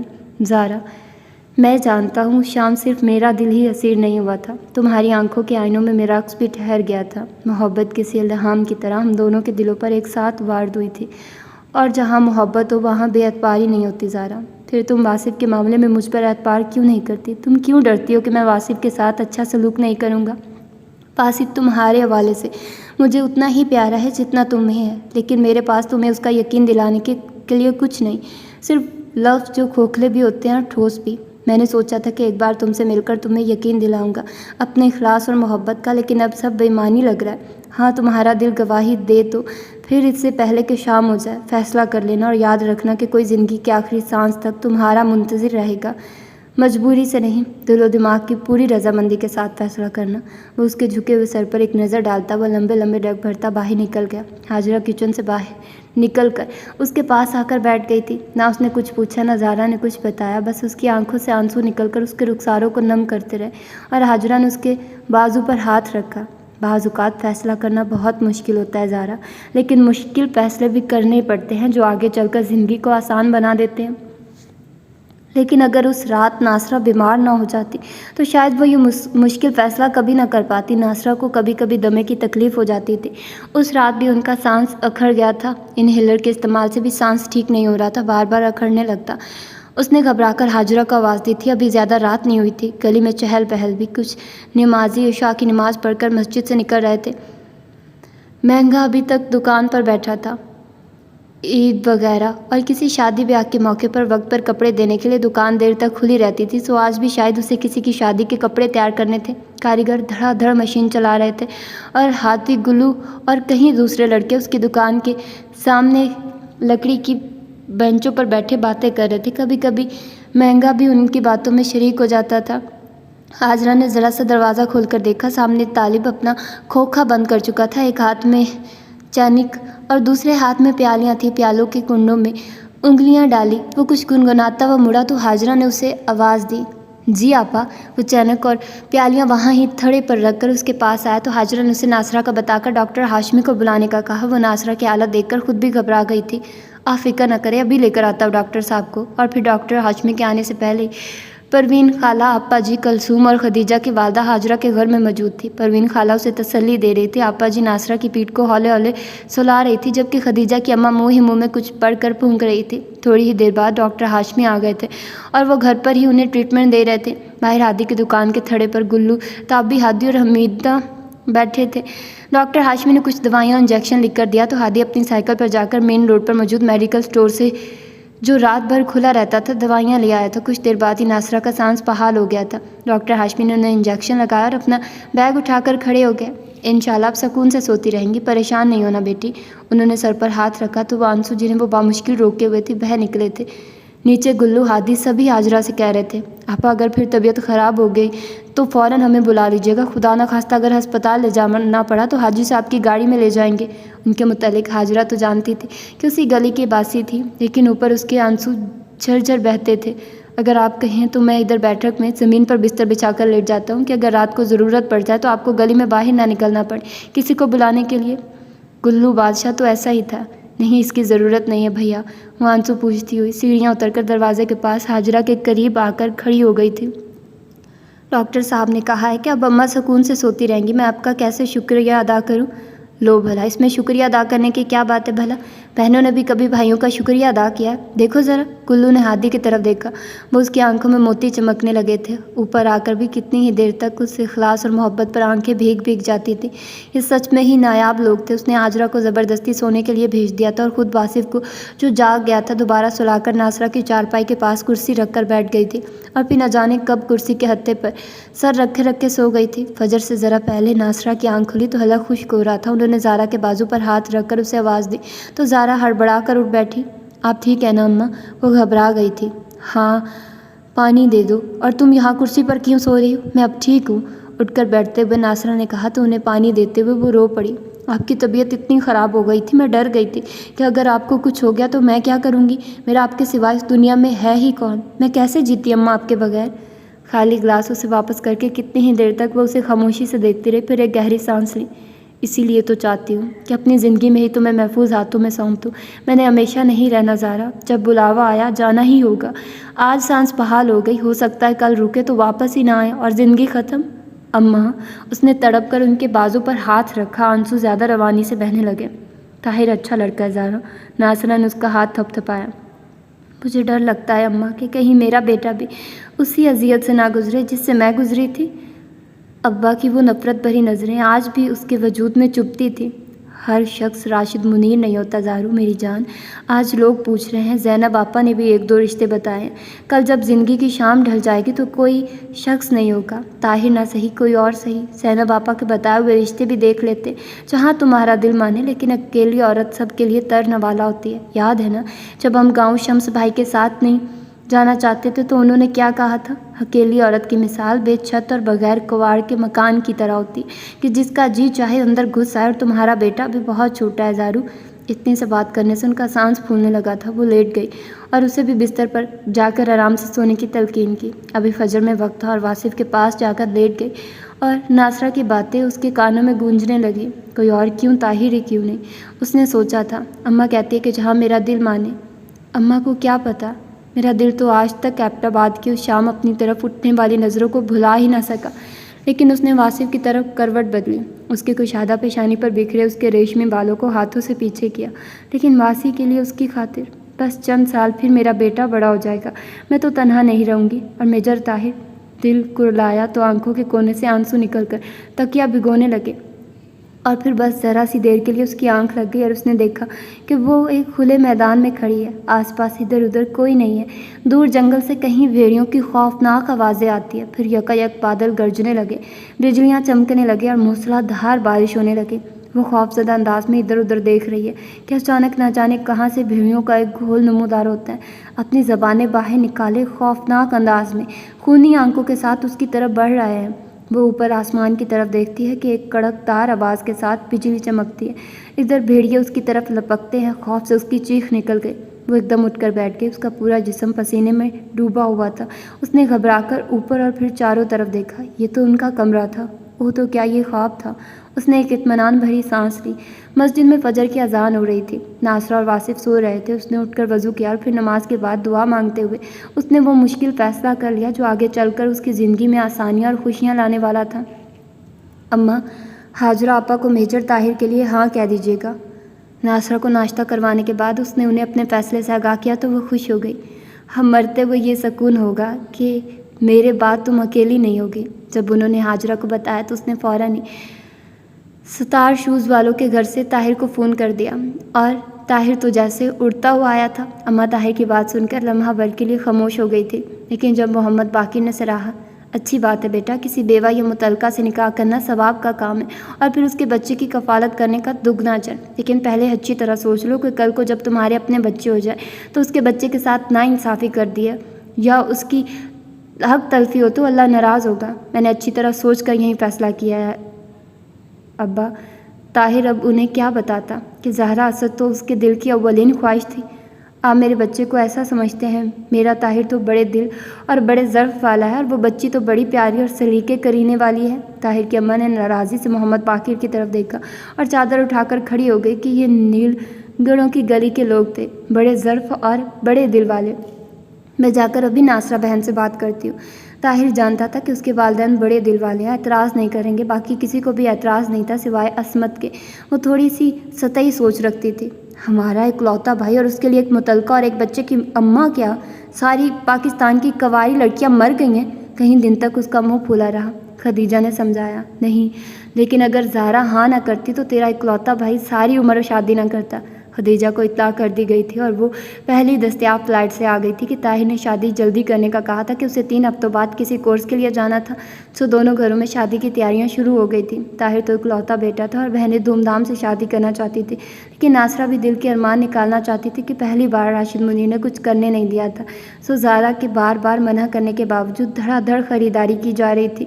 مدد کے لیے زینب آپا، کلثوم، پروین سبھی موجود تھے۔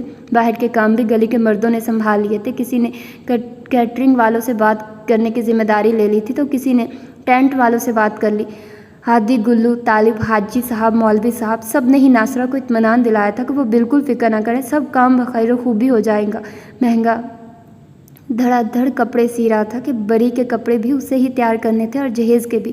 ناصرہ نے شمس الحق کو بھی اطلاع کر دی تھی کہ وہ واحد رشتہ دار تھے، وہ آئے تھے، لیکن یہاں چونکہ سب کام ہو رہے تھے اس لیے مطمئن ہو کر شادی سے 2 دن پہلے سب کے ساتھ آنے کا وعدہ کر کے چلے گئے تھے۔ لیکن جانے سے پہلے انہوں نے اکبر خان کی موت کا بتایا تو وہ جو ایک خوف سا تھا زہرا کے دل میں کہ نہیں وہ اس کی شادی کے بعد واصف کو چھین نہ لے، نکل گیا۔ لیکن پھر بھی وہ گھبرائی اور بلائی سی ہاجرہ سے پوچھتی، آپا بہت جلدی نہیں ہے؟ ابھی تو میں نے ہاں کی تھی اور شادی کی تاریخ بھی رکھ دی گئی۔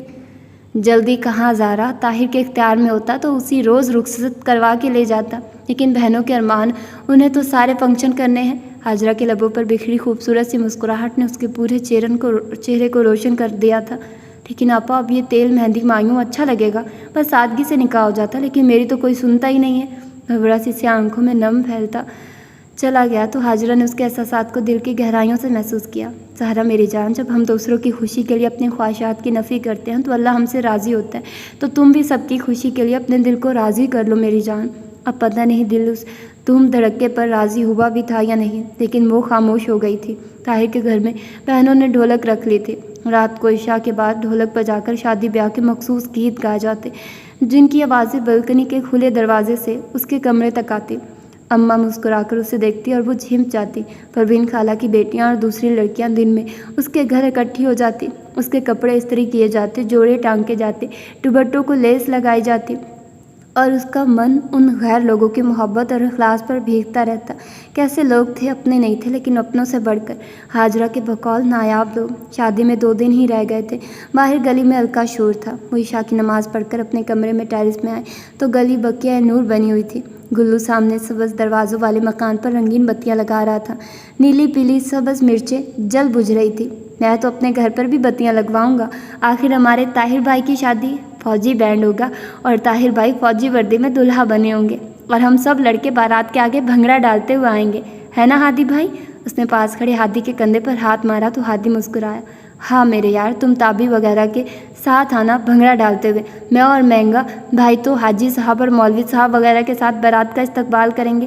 زارا آپا کا بھائی نہیں ہے نا، تو ہم ہیں نا اس کے بھائی۔ اور اس کا دل گداز ہو کر جیسے پگھلنے لگا تھا۔ ہادی اور پتہ نہیں کیا کہہ رہا تھا، اس نے سنا نہیں۔ وہ قدرے دور ہو گئے تھے اور اب ان کی آواز سنائی نہیں دیتی تھی۔ وہ ذرا مزید ٹیرس کے جنگلے کے نزدیک آئے اور اس پر ہاتھ رکھ کر ذرا سا جھکے۔ طاہر واصف کا ہاتھ پکڑے اس سے جھک کر کچھ کہہ رہا تھا۔ واصف ہنسا اور طاہر نے اسے گود میں اٹھا کر اس کا رخسار چوما تھا اور اس کی آنکھوں میں محبت، اپنائیت اور چاہت کے سارے رنگ تھے۔ اس کے اندر ایک طمانینت کی لہر سی دوڑ گئی تھی۔ اب بھی خدشوں نے گھر جانے والا دل جیسے ہر خوف سے آزاد ہو گیا تھا۔ وہ سنڈریلا نہیں تھی، نہ ہی اس کی کوئی سوتیلی ماں اور سوتیلی بہنیں تھیں۔ پھر بھی ایک شہزادہ نہ جانے کتنے سالوں کی مسافت طے کر کے اسے کھوجتا ہوا آ گیا تھا۔ وہ زارا اسد تھی اور زندگی اس پر مہربان ہو گئی تھی۔ ایک خوبصورت مسکراہٹ اس کے لبوں پر آ کر ٹھہر گئی۔ اور یہ تھا خوبصورت سا ناول، تھوڑا سا دکھی، کیونکہ میں اس میں رونے لگ گئی تھی جب مجھے پتہ چلا کہ اس کے بھائی کی ڈیتھ ہو گئی تھی اور میرے آنسو کنٹرول میں نہیں رہتے، مجھے خود بخود ہی رونا آ گیا تھا، تو مجھے بہت دکھ ہوا اس کی ڈیتھ کا۔ اور آپ لوگوں کو بھی ہوا ہوگا، تو مجھے تو بہت زیادہ دکھ ہوا، میں بہت زیادہ روئی۔ بہت اچھی سٹوری تھی، ہارٹ ٹچنگ تھی سٹوری، مطلب دل کے قریب جو ایک کہانی آپ لوگوں کو فیل ہوتی ہے نا، ویسی ہی تھی۔ اور جیسے کہ طاہر کی وہ لو سٹوری ایک چلی اور پھر وہ اسی گاؤں میں آ گئی، تو یہ بھی ایک بڑی بات تھی کہ اس کو وہیں والا گاؤں ملا رہنے کے لیے، اس کا ادھر ہی تبادلہ ہوا۔ تو بس ایسے ہی ہوتے ہیں، جوڑے تو آسمانوں پر بنتے ہیں۔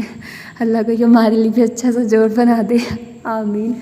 خیر، آپ لوگ میرے لیے دعا کیجیے گا کیونکہ میری ابھی اسٹڈی سٹارٹ ہو چکی ہے اور میں تھوڑا سا نروس ہوں، مجھے کچھ سمجھ نہیں آ رہی ہے، نروس ہوں۔ نئی کلاسز جب سٹارٹ ہوتی ہے نا تو آپ نروس ہوتے ہو، پتہ نہیں کون کون سے لوگ ہوں گے، کیسی کلاس ہوگی۔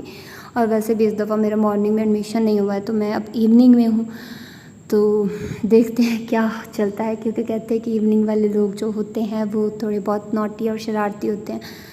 تو اب میرا خیال کافی میچور ہو گئے ہوں گے سب، ظاہر سی بات ہے ہم دل کے لیے آئے ہیں، میچور ہی ہوں گے سب، تو دیکھتے ہیں کہ کیا ہوتا ہے۔ Hope for the best. آپ لوگ میرے لیے دعا کیجیے گا اور مجھے اپنی دعاؤں میں یاد رکھیے گا۔ ملتے ہیں انشاءاللہ کسی اور اچھے سے ناول کے ساتھ۔ اپنا ڈھیر سارا خیال رکھیے گا۔ اللہ حافظ۔